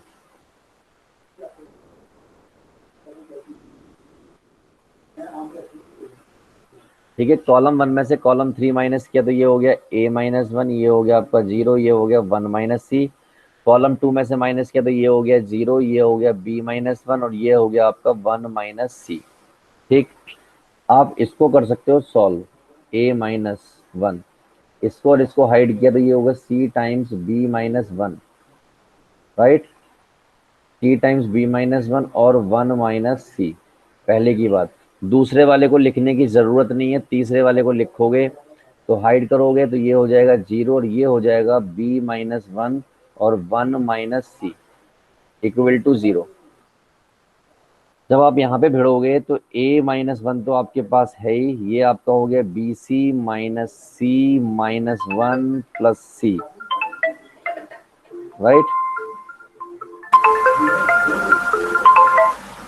ऐसा कुछ हो गया। चलो इसको रख लेते हैं। लास्ट वाले में आप देखोगे तो यहाँ पर क्या है, माइनस माइनस है यहाँ पर, तो माइनस को मैंने बाहर ले लिया, ये माइनस साइन बाहर आ गया, अंदर बचा B-1 and 1 - C equal to 0। इस C से C का अंतिम संस्कार हो गया। अब A को अंदर भिड़ाया तो ये हो गया ABC माइनस A, 1 को भिड़ाया तो माइनस का BC और प्लस का 1। यहाँ पर जब आपने मल्टीप्लाई की तो ये हो जाएगा B-BC -1 plus C equal to 0। थोड़ा और ओपन करो, a B c minus a minus b c plus 1 minus b plus b c plus 1 minus c equal to 0। तो देखिए कुछ कैंसिल वैंसिल हो रहा है क्या इसमें? बीसी से बीसी का अंतिम संस्कार, और बचा क्या आपके पास? बचा कहीं पर माइनस का ए, कहीं पर माइनस का बी, कहीं पर माइनस का सी और प्लस का ए बी सी, राइट, और प्लस का 1 इक्वल टू 0, ये बचा।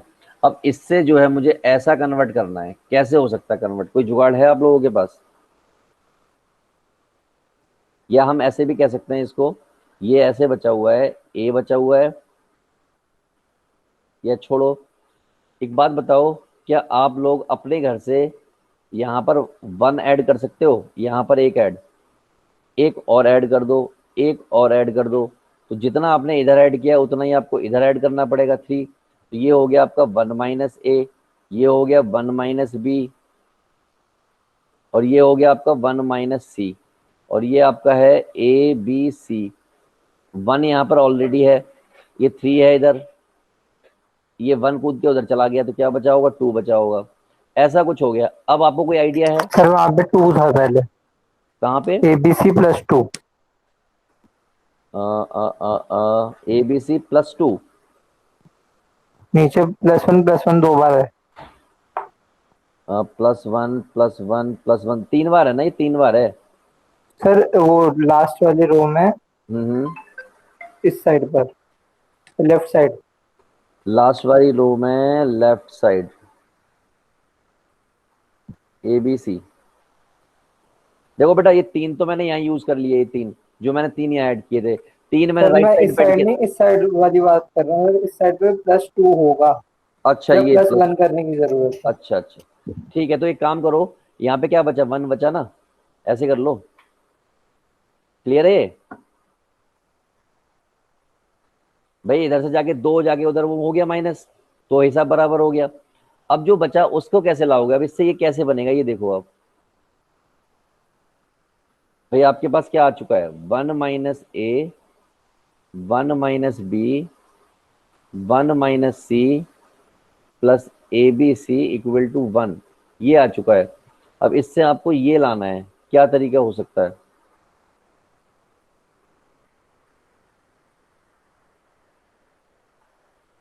कुछ सूझ रहा है डिवाइड डिवाइड करके?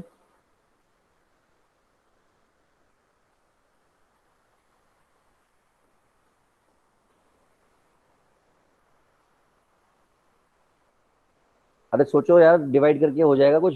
देखो, अगर 1 minus a 1 minus b 1 minus सी से डिवाइड किया जाए पूरे क्वेश्चन को, तो कुछ बनेगा?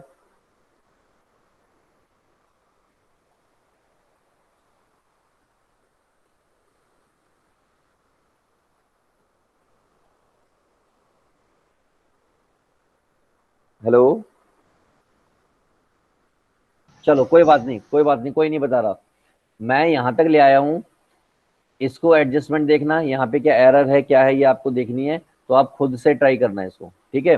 मैंने आपको आइडिया दे दिया है कि इस क्वेश्चन में हर हालत में जाके लास्ट में 1 minus a 1 minus b 1 minus सी से डिवाइड करना पड़ेगा, राइट? आगे आप देखिए, क्योंकि मुझे अभी बहुत कुछ खत्म कराना है। ये क्वेश्चन हो रखा है, कर लिया हमने।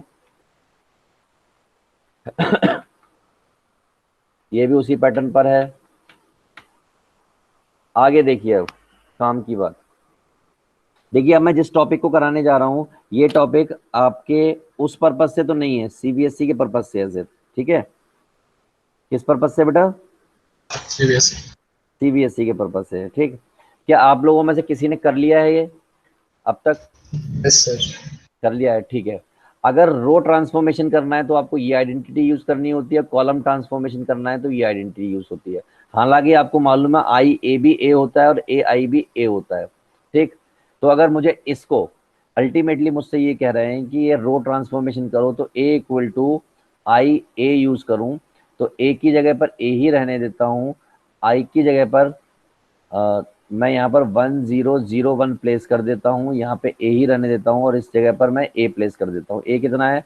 1 2 3 7। सभी लोग ध्यान से देखिएगा। अब क्या होगा कि मैं जब ऑपरेशंस लगाना स्टार्ट करूंगा तो ऑपरेशंस लगाते लगाते क्या होगा कि ये जो है मेरा ये मेरा आई में कन्वर्ट हो जाएगा। किस में कन्वर्ट हो जाएगा? आई में। यानी इसको मेरा एम होना चाहिए आई बनाने का, यानी कि 1001 बनाना मेरा एम है।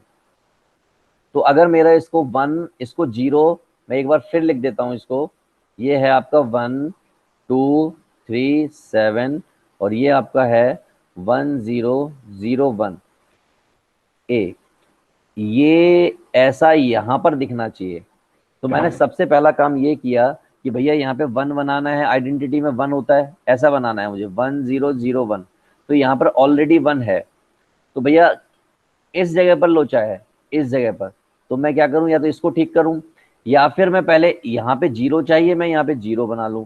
तो मैंने एक सिंपल सा काम किया कि रो 2 में से मैंने रो 2 में से माइनस कर दिया किसको? रो 1 को, लेकिन किससे? 3 से मल्टीप्लाई करके। और अगर मैंने ऐसा करके यहाँ पे माइनस किया तो सभी लोग ध्यान से देखो, जो भी इम्पैक्ट पड़ेगा दोनों साइड पड़ेगा। तो मैं जो भी कर रहा हूँ R2 में कर रहा हूँ, तो R1 में तो मैं कुछ कर नहीं रहा हूँ, तो R1 मेरा सेम रहेगा दोनों जगह पर। अब मैं क्या कर रहा हूँ, रो 2 में क्या है? 3 माइनस कर रहा हूँ R1 जो कि कितना है? 1। किससे मल्टीप्लाई करके? 3 से। तो ये कितना हो गया? 0 हो गया। सेम दूसरे वाले में यहाँ पर भी स्टेप चलना है, यानी इस जगह पर 7 -2, लेकिन किससे मल्टीप्लाई करके? 3 से मल्टीप्लाई करके। कितना हो जाएगा? 1। तो सेम काम यहाँ पे भी करोगे, 0 -1 इंटू 3 कितना आ जाएगा? -3। ऐसे ही यहाँ पर करोगे 1 -0 3 इंटू, आप लोग समझ रहे होगे मैं क्या लिख रहा हूँ ये। तो Yes, देखिए sir. यहाँ पे 1 चाहिए, 1 बन गया, यहाँ पे 0 चाहिए, 0 बन गया, यहाँ पे 1 चाहिए, 1 बन गया। अब दिक्कत बची सिर्फ इसकी। तो मैंने एक स्टेप और फॉलो किया, R1 में से माइनस कर दिया R2 को। और जैसे ही मैंने ये स्टेप फॉलो किया तो दोनों तरफ करूंगा मैं इसको फॉलो, तो क्या हो जाएगा आपका? सर जो ये भी R2 माइनस फिर उसके 2R2 कर देंगे ना, माइनस 0 आ वो भी जाएगा। कर सकते हो, इससे भी आ जाएगा। हाँ 2 कर लीजिए, एक बार में खत्म कर दीजिए। तो R1 में चेंज कर रहे हो तो इसका मतलब R2 में कोई चेंज नहीं कर रहे, तो उसको एज इट इज रखो। अब आपने क्या किया? 1 -2 इंटू 0, इसका मतलब 1। यहाँ पे क्या किया? 2 -1 और 2 इंटू, तो ये हो गया 0। ऐसे ही सेम काम यहाँ पे करना पड़ेगा आपको। तो क्या करोगे? 1 -3 और 2, तो 1 प्लस 3 दूनी 6, यानी कि यहाँ पर आ गया आपका 7। सेम काम यहाँ पे करोगे, 0 -2 इंटू 1 कितना आ जाएगा? -2। तो यहाँ पे लिख दिया -2। तो देयरफॉर सीन क्या हो गया? सीन ये हो गया कि यहाँ पर आ गया 1001, यहाँ पर आ गया आपका 7 -2 -3 1, और ये आपका आ गया ए। ये आपका क्या होता है? आई होता है। ये आपको मालूम ही है, 7 -2 -3 1 ए। और ये कूद के जब इधर की तरफ आएगा तो क्या हो जाएगा? A inverse that is equal to 7 -2 -3 1। और पढ़े लिखे लोगों की तरह एक बात बताओ कि अगर ये क्वेश्चन है और मैं आपसे पूछूं कि एडजॉइंट क्या होगा, तो मुझे बता सकता है कोई? मैंने आपको शॉर्टकट तरीका बताया था, यस सर। ये 7 कर दो, ये 1 कर दो और इनके साइन चेंज कर दो। मैंने सिखाया था, मैंने। और मैंने आपको ए इनवर्स भी सिखाया था, वो क्या होता है? एडजॉइंट ए अपॉन में डिटरमिनेंट ऑफ ए। इसका डिटरमिनेंट करोगे कितना आएगा? 1 आएगा कि नहीं आएगा? Yes sir. तो देखो जरा, ए इनवर्स वही आ रहा है जो यहां से आ रहा है।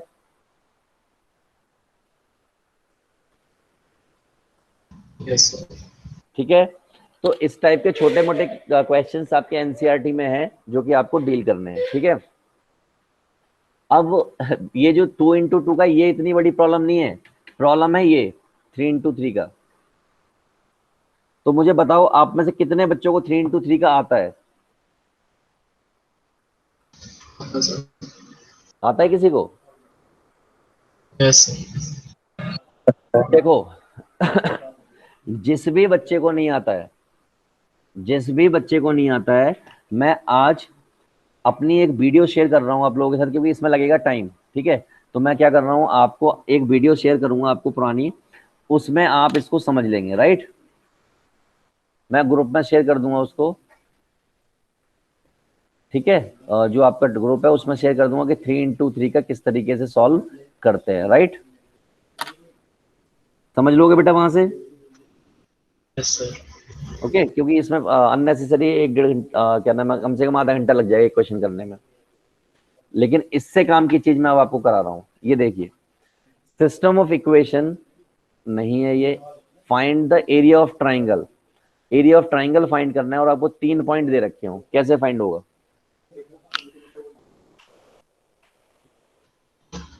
डिटरमिनेंट। एरिया ऑफ ट्राइंगल जो होता है हाफ ऑफ डिटर्मिनेंट होता है 1 0 6 0 4 3, और यहाँ पे 1 1 अपनी तरफ से लगाना होता है। ठीक है, तो जब आप इसको सॉल्व कर लोगे तो आपका एरिया ऑफ डिटर्मिनेंट आ जाएगा और पीछे लिख दोगे स्क्वायर यूनिट, और ये कभी भी नेगेटिव में नहीं आएगा। ये तो हो गया आपका करने का तरीका जो आप सबको आता है। दूसरा जुगाड़ समझिए, आपको 3 वर्टेक्स दे रखे हैं, ये तीनों वर्टेक्स लिख लीजिए, इनमें से किसी एक वर्टेक्स को कंप्लीट जीरो बना दीजिए।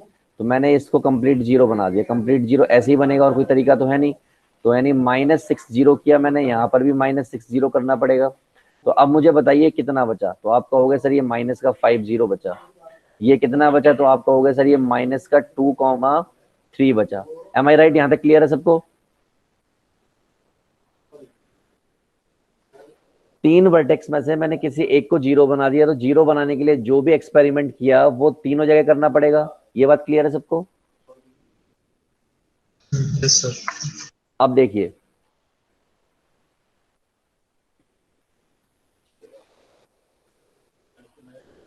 बाहर वाले की मल्टीप्लाई बाहर वाले से और अंदर वाले की मल्टीप्लाई अंदर वाले से। तो हमने क्या किया, इसकी मल्टीप्लाई इससे करोगे तो कितना आएगा, -2 सॉरी 0, माइनस बाहर वाले की मल्टीप्लाई बाहर वाले से कितना आएगा, 15। तो ये कितना हो गया, 15, और अपॉन में 2 हमेशा लगाना है, यानी कि जो कुछ भी ऊपर आएगा अपॉन में 2 लगा के लिख दीजिए, उतना ही आपका आंसर होगा। जैसे एग्जांपल के तौर पे मैं एक और देता हूं कि 2 3 3 2 4 6, इसको आपको एरिया निकालना है। तो मैं क्या कर रहा हूँ, किसी एक को जीरो बना दे रहा हूँ, इसको जीरो बना दिया तो ये कट गया, तो मैंने इसको भी वही काम करना पड़ेगा। सब लोग ध्यान से देखिए, यहाँ कितना बचेगा, -1 +1, यहाँ कितना बचेगा, +1 4। बाहर वाले की मल्टीप्लाई बाहर वाले से कितना आ जाएगा, -4, अंदर वाले की मल्टीप्लाई अंदर वाले से -1 डिवाइड बाई 2, इतना स्क्वायर यूनिट। अब मैंने कहा एरिया कभी नेगेटिव नहीं होता, तो क्या आएगा, 5/2 स्क्वायर यूनिट। तो एग्जाम में आप ऐसे करोगे ना कि ऐसे करोगे। क्लियर है? क्लियर है बच्चों? हेलो, सर आपने लास्ट में क्या कहा था? क्या बेटा? सर आपने लास्ट में कुछ कहा था क्या? मैं लास्ट में पूछ रहा हूँ बेटा, एग्जाम में आप लोग इस तरीके से करोगे, सीबीएसई में आप इस तरीके से करोगे, और जेई में अगर आता है तो आप इस तरीके से करोगे। क्लियर है? ओके सर, ठीक है सर। ओके, तो एनसीईआरटी में इसके 3 क्वेश्चन है आपको करने हैं। अगला देखिए, सेम क्वेश्चन है, 3 पॉइंट दे रखे हैं लेकिन कोलिनियर बोल रखा है। तो अगर कोलिनियर बोल रखा है तो कोई खास डिफरेंस नहीं होता प्यारे बच्चों, जो डेल्टा, ये जो एरिया का जो फॉर्मूला था वही होता है, बस इक्वल टू 0 होता है ये, राइट। देखो कैसे, A B C, B plus C, C plus A, और ए प्लस बी, और 1 1 1 तो आपको अपने घर से लिखना ही होता है, इक्वल टू 0 होता है। पढ़े लिखे बच्चों की तरह करोगे तो मैंने आपको डिटरमिनेंट की प्रॉपर्टी सिखाई है। प्रॉपर्टी कहेगी सर इसको ऐसे कर दो, प्रॉपर्टी कहेगी कि सर ऐसे कर दो। ठीक है, तो आप इस तरीके से इसको एडजस्टमेंट कर सकते हो, पहला तरीका। दूसरा तरीका कि आप यहीं पर इसको ऐड कर दो इसमें, जैसे ही आप इसमें ऐड करोगे तो ये आपका a प्लस बी प्लस सी आ जाएगा बाहर, और यहाँ पे बचेगा 1 1 1, यहाँ पे बचेगा b plus C, C plus A, और सी a प्लस बी, यहाँ पे बचेगा 1 1 1। और आप समझदार हैं, अब क्या होगा इसका आंसर? 0। हाँ, कोई भी 2 कॉलम अगर सेम हो गए, आइडेंटिकल हो गए, तो इसका आंसर 0 हो गया। और मैंने क्या कहा कि कोलिनियर के लिए क्या होता है, 0 होता है। तो हो जाएगा अब? Yes sir. सर हाँ बोलो। सर वो क्वेश्चन होगा जो पीछे छोड़ा था हमने अभी, 1/1 - a वाला। हो गया? क्या यस किया सर। आपने, क्या किया? सर नॉन ट्रिवियल था ना, तो सर डेल्टा 0 होगा। बिल्कुल सही। तो सर जो मतलब इक्वेशन दे रखी थी उनको मैं डिटर्मिनेंट की फॉर्म में लिख लेंगे हम। ठीक है। तो वो आ जाएगी A11 1B1 और 1 1C। ठीक है। तो वो 0 का इक्वल हो जाएगा। फिर हम इन्वॉलेंटरी एक्शन लगाएंगे, तो जो हम्म। रो 2 आएगी वो रो 2 माइनस रो 1 लिख लेंगे, और रो 3 को रो 3 माइनस रो 1। ठीक है। फिर सर डिटर्मिनेंट निकाल लेंगे अपने एनसीईआरटी वाले मेथड से ही। हाँ बिल्कुल ठीक बात है। तो सर फिर आ जाएगा A B-1 C-1 ठीक इंटू है। 1 - a C-1 hmm. -1 into 1 - a hmm. Into B-1 equal to 0। तो हम्म। सर जो B-1 C-1 इसके अंदर दिख रहे हैं, हम्म। इनको मतलब इन डिवाइड कर देंगे इन तीनों को, इससे B-1 C-1 और 1 - a से। ठीक तो है। सर ये निकल के आ जाएगा, फिर अब ये कट जाएंगे। हाँ। तो इक्वेशन आ जाएगी A/1 - a प्लस हाँ 1/1 - b प्लस 1/1 - c। तो सर अब जो देखो ए ऊपर आएगा। ना, एक जगह ए और बी ऊपर आ रहे होंगे, फिर क्या करोगे आप? माइनस का वन कर लेना और एलसीएम ले लेना उसमें। यस सर, फिर हो गया था।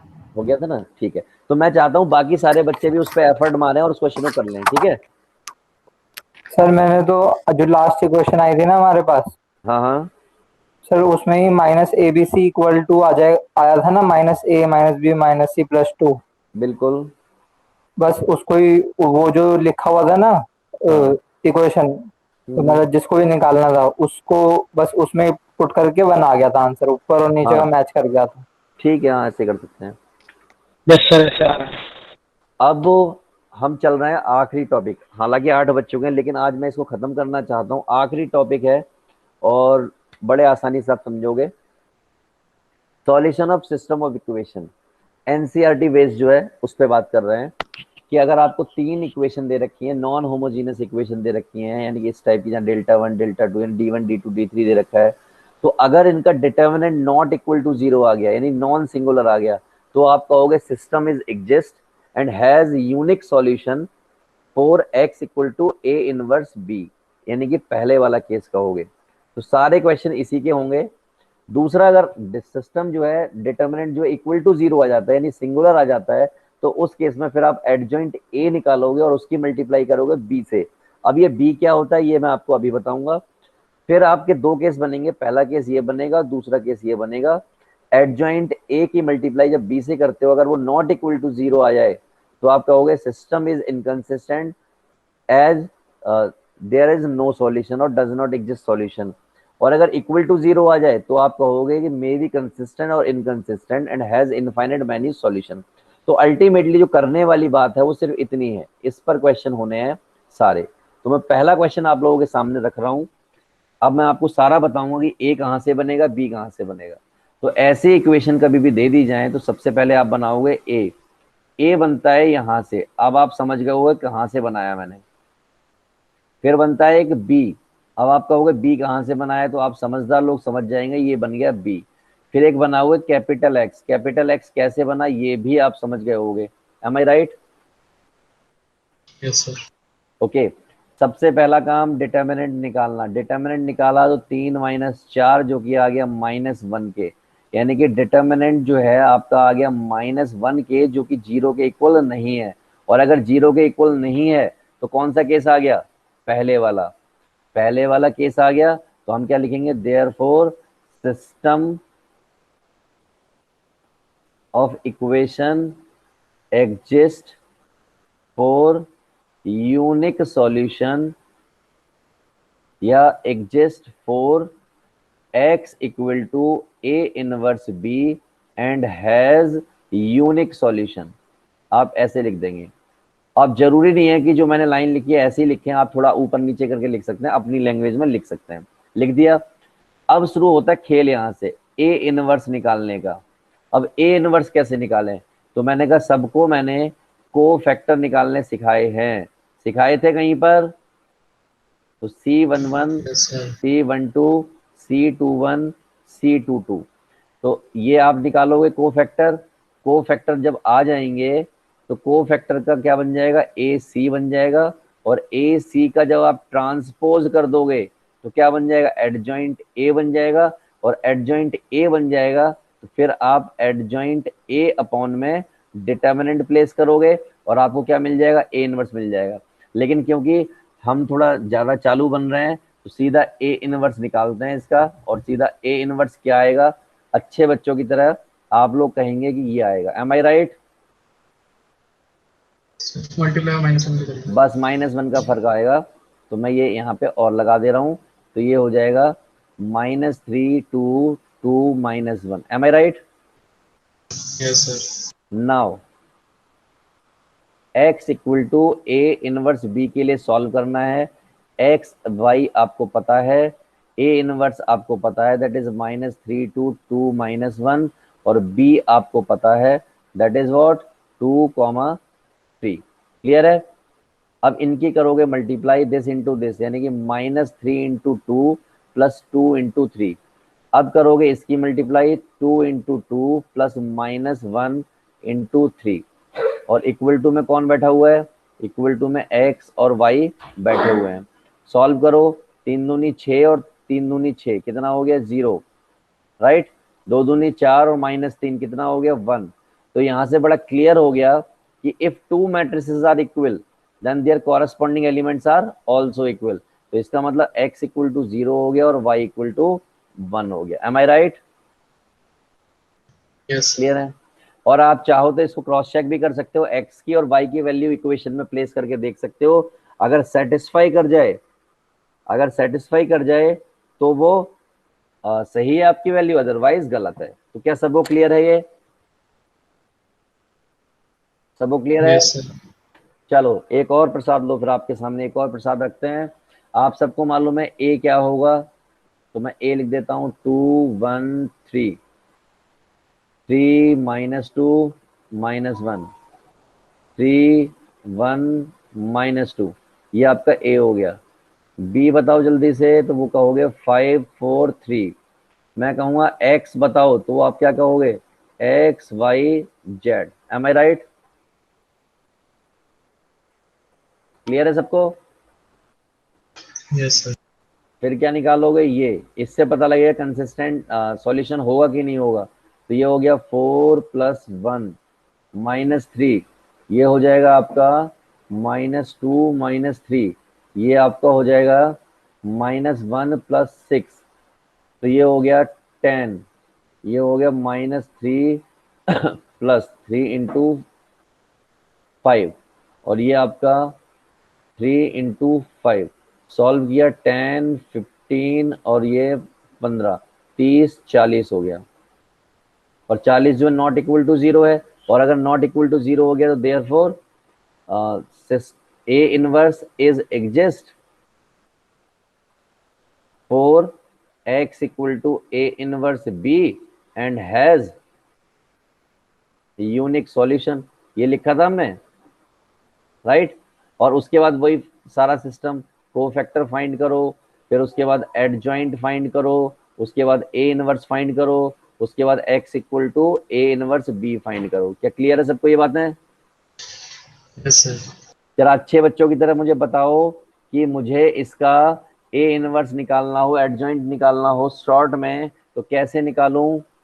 तो मैंने आपको सिखाया था 2 फर्स्ट रो रिपीट कर 3 देंगे। 3 1 -2 1 3 -1 -2, 2 कॉलम रिपीट कर दो, 2 कॉलम रिपीट कर दिए, और ऊपर की 2 रो रिपीट कर दो, लो रिपीट कर दी।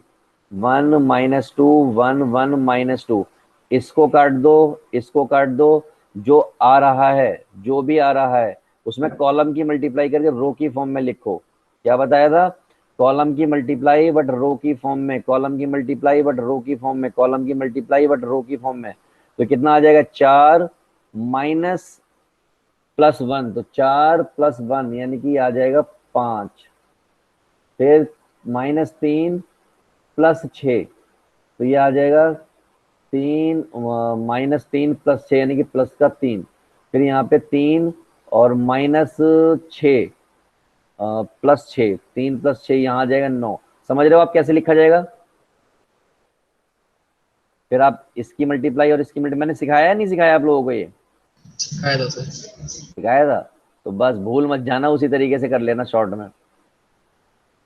ठीक है, फिर यहाँ पर आ जाएगा, फिर यहाँ पर आ जाएगा, ये आपका शॉर्ट में एडजॉइंट ए आ गया होगा, और फिर आप जो डेल्टा यहाँ से निकल के आया कितना 45-40 जो भी है, तो जब आप रखोगे यहाँ पर तो 1/40, यहाँ पे आपका डेल्टा, ये आपका बी जो कि होगा 5 - 4 3, सॉल्व कर लोगे, सॉल्व करके क्या हो रहा होगा, जो भी वैल्यू आ रही होगी उसमें 40 से डिवाइड कर देना ऐसे। क्लियर है? तो आपको क्या मिल जाएगी, ये वाली x की वैल्यू मिल जाएगी, ये वाली y की मिल जाएगी, ये z की मिल जाएगी। क्या क्लियर है सबको ये बात? Yes sir. तो आपकी एनसीईआरटी में जितने भी क्वेश्चन हो वो इस तरीके से लपेट देना।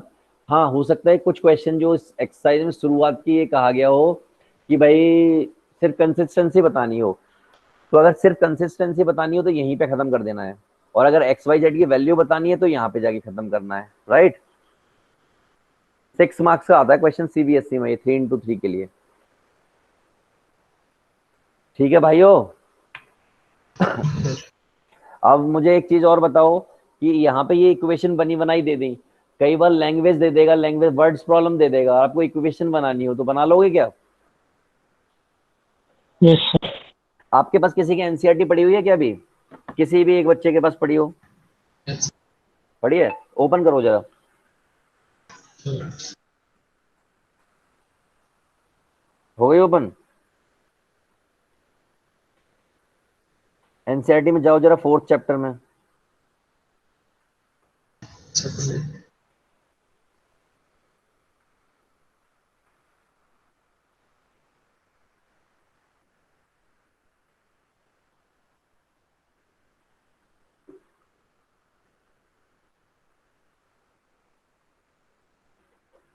यस सर, क्वेश्चंस है उसमें। तो उसमें ना वर्ड प्रॉब्लम होगी, यस सर। तो जो वर्ड प्रॉब्लम है वो इसी तरीके से रिजॉल्व की जाएगी, यानी आपको वर्ड प्रॉब्लम पढ़ के इक्वेशन बनानी होगी। जैसे कि मैं एक ढूंढ लूंगा इक्वेशन एनसीईआरटी में, मैं आपको बताता हूँ वर्ड प्रॉब्लम कैसे रिजॉल्व करोगे आप। जैसे एग्जांपल 29 है। एग्जाम्पल 29 है,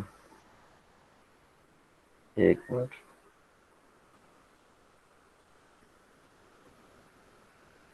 एग्जाम्पल 29 है या 4.6 में क्वेश्चन नंबर 16 है। Yes sir. कह रहा the cost of 4 kg onion, 3 kg wheat and 2 kg rice is 60 rupees. तो क्या कह रहा है एक्चुअल में, आप लेट कर लोगे, ऑनियन को x लेट कर लेना, व्हीट को y कर लेना और राइस को z कर लेना। तो ये कह रहा है कि 4x + 3y + 2z = 60 है। फिर दूसरी इक्वेशन कह रहा है 2x + 4y + 6z = 90 है। फिर तीसरी इक्वेशन कह रहा है 6x + 2y + 3z = 70 है। बन गई 3 इक्वेशन। लोग समझ गए भाइयों? Yes sir.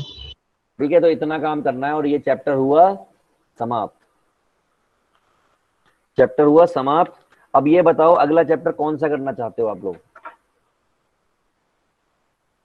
फंक्शन करते हैं फंक्शन? फंक्शन तो 11th में पढ़ा होगा आपने। सर। इसमें कुछ एक्स्ट्रा है तो फिर वहीं से मतलब कैलकुलस पार्ट। अच्छा, रिलेशन फंक्शन कह रहे हो क्या? Yes sir. यस पहला सर। चैप्टर, पहला चैप्टर, अरे वो बाद में करेंगे। वो यहाँ पे जो फंक्शन है ना, एक्चुअल में जो फंक्शन होता है वो फंक्शन नहीं है, वो घटिया वाला फंक्शन है। ठीक है, वो वाला फंक्शन तो जो मेन फंक्शन है जिससे सारे क्वेश्चन जेई में होते हैं, वो आपने 11th में पढ़ लिया होगा। नहीं पढ़ा होगा तो उसको कर लेंगे। तो इस रिलेशन फंक्शन को अभी नहीं करते हैं क्योंकि इसमें आपको रिफ्लेक्सिव, सिमेट्रिक, ट्रांजिटिव ये सब बताना है। तो ये आई थिंक ज़्यादा से ज़्यादा अगर आपके लिए भी मैं बात करूं तो 3 क्लास का भी नहीं, 2 क्लास का भी नहीं होगा वो चैप्टर आपके लिए, वो मैं करा दूंगा। तो अभी हम स्टार्ट कर लेते हैं। हमारे पास 2 चॉइस हैं, एक तो आईटीएफ स्टार्ट कर सकते हैं हम, वही कर लेते हैं। और दूसरी चॉइस है कि हम डिफरेंशिएशन स्टार्ट कर सकते हैं। पहले आईटीएफ कर लेते हैं। चलिए यस सर। आईटीएफ कर लेते हैं, क्योंकि अगर हम डिफरेंशिएशन करने स्टार्ट गए तो फिर डिफरेंशिएशन होगा, उसके बाद आपका 6th होगा, उसके बाद 7th होगा, उसके बाद 8th होगा, उसके बाद 9th होगा, तब जाके वापस आ पाएंगे। पूरा बीच कैलकुलेट बीच में होगा। फिर इनवर्स भी आते हैं हाँ, डिफरेंशिएशन में। क्या बेटा? बीच बीच में सर इनवर्स भी आएगी, फिर दिक्कत आती है फिर। अच्छा अच्छा। अरे हमारे होते हुए दिक्कत क्यों आएगी, चिंता क्यों कर रहे हो तुम? सारी कुछ डील करते हुए चलते जाएंगे साथ में, क्या क्या चीजें आती हैं क्या क्या नहीं आती। एनी पे कोई बात नहीं, हम ITF खत्म कर लें फिर। Yes sir. अच्छा मुझे बताओ क्या जो हमारे सर थे मुझसे पहले जो थे, उन्होंने क्या आपको 11th में ITF कराया था? नहीं सर। No sir. नहीं कराया था। तो चलिए फिर बेसिक से ITF करेंगे स्टार्ट। ठीक है, ठीक है दोस्तों। Okay sir. तो अब आपके 2 चैप्टर Yes, हो sir. गए। अच्छा एक बात बताओ, जो टेस्ट हुआ था इस संडे कैसा गया आप लोगों का? सर अच्छा क्या था सर, डाउट्स भी थे उसमें। डाउट्स भी थे? तो एक काम करना, जो जो डाउट्स थे आप टेलीग्राम पे डाल देना, मुझे जब भी टाइम मिलेगा मैं उनके सॉल्यूशन या उनकी वीडियो बना के आपको डाल दूंगा। ठीक है, ओके Yes, सर। sir. ठीक है। तुम लोगों के डाउट हुआ करें ना तो उसमें टेलीग्राम पे डाल दिया करो, जैसे कि मुझे टाइम मिलता है। लास्ट क्वेश्चन किसी ने पूछा था मुझसे, उसमें मुझसे किसी ने पूछा था मैट्रिक्स सेट करने वाला, तो उसमें हमारी बात हुई थी। मैट्रिक्स सेट करने वाला क्वेश्चन था, हाँ।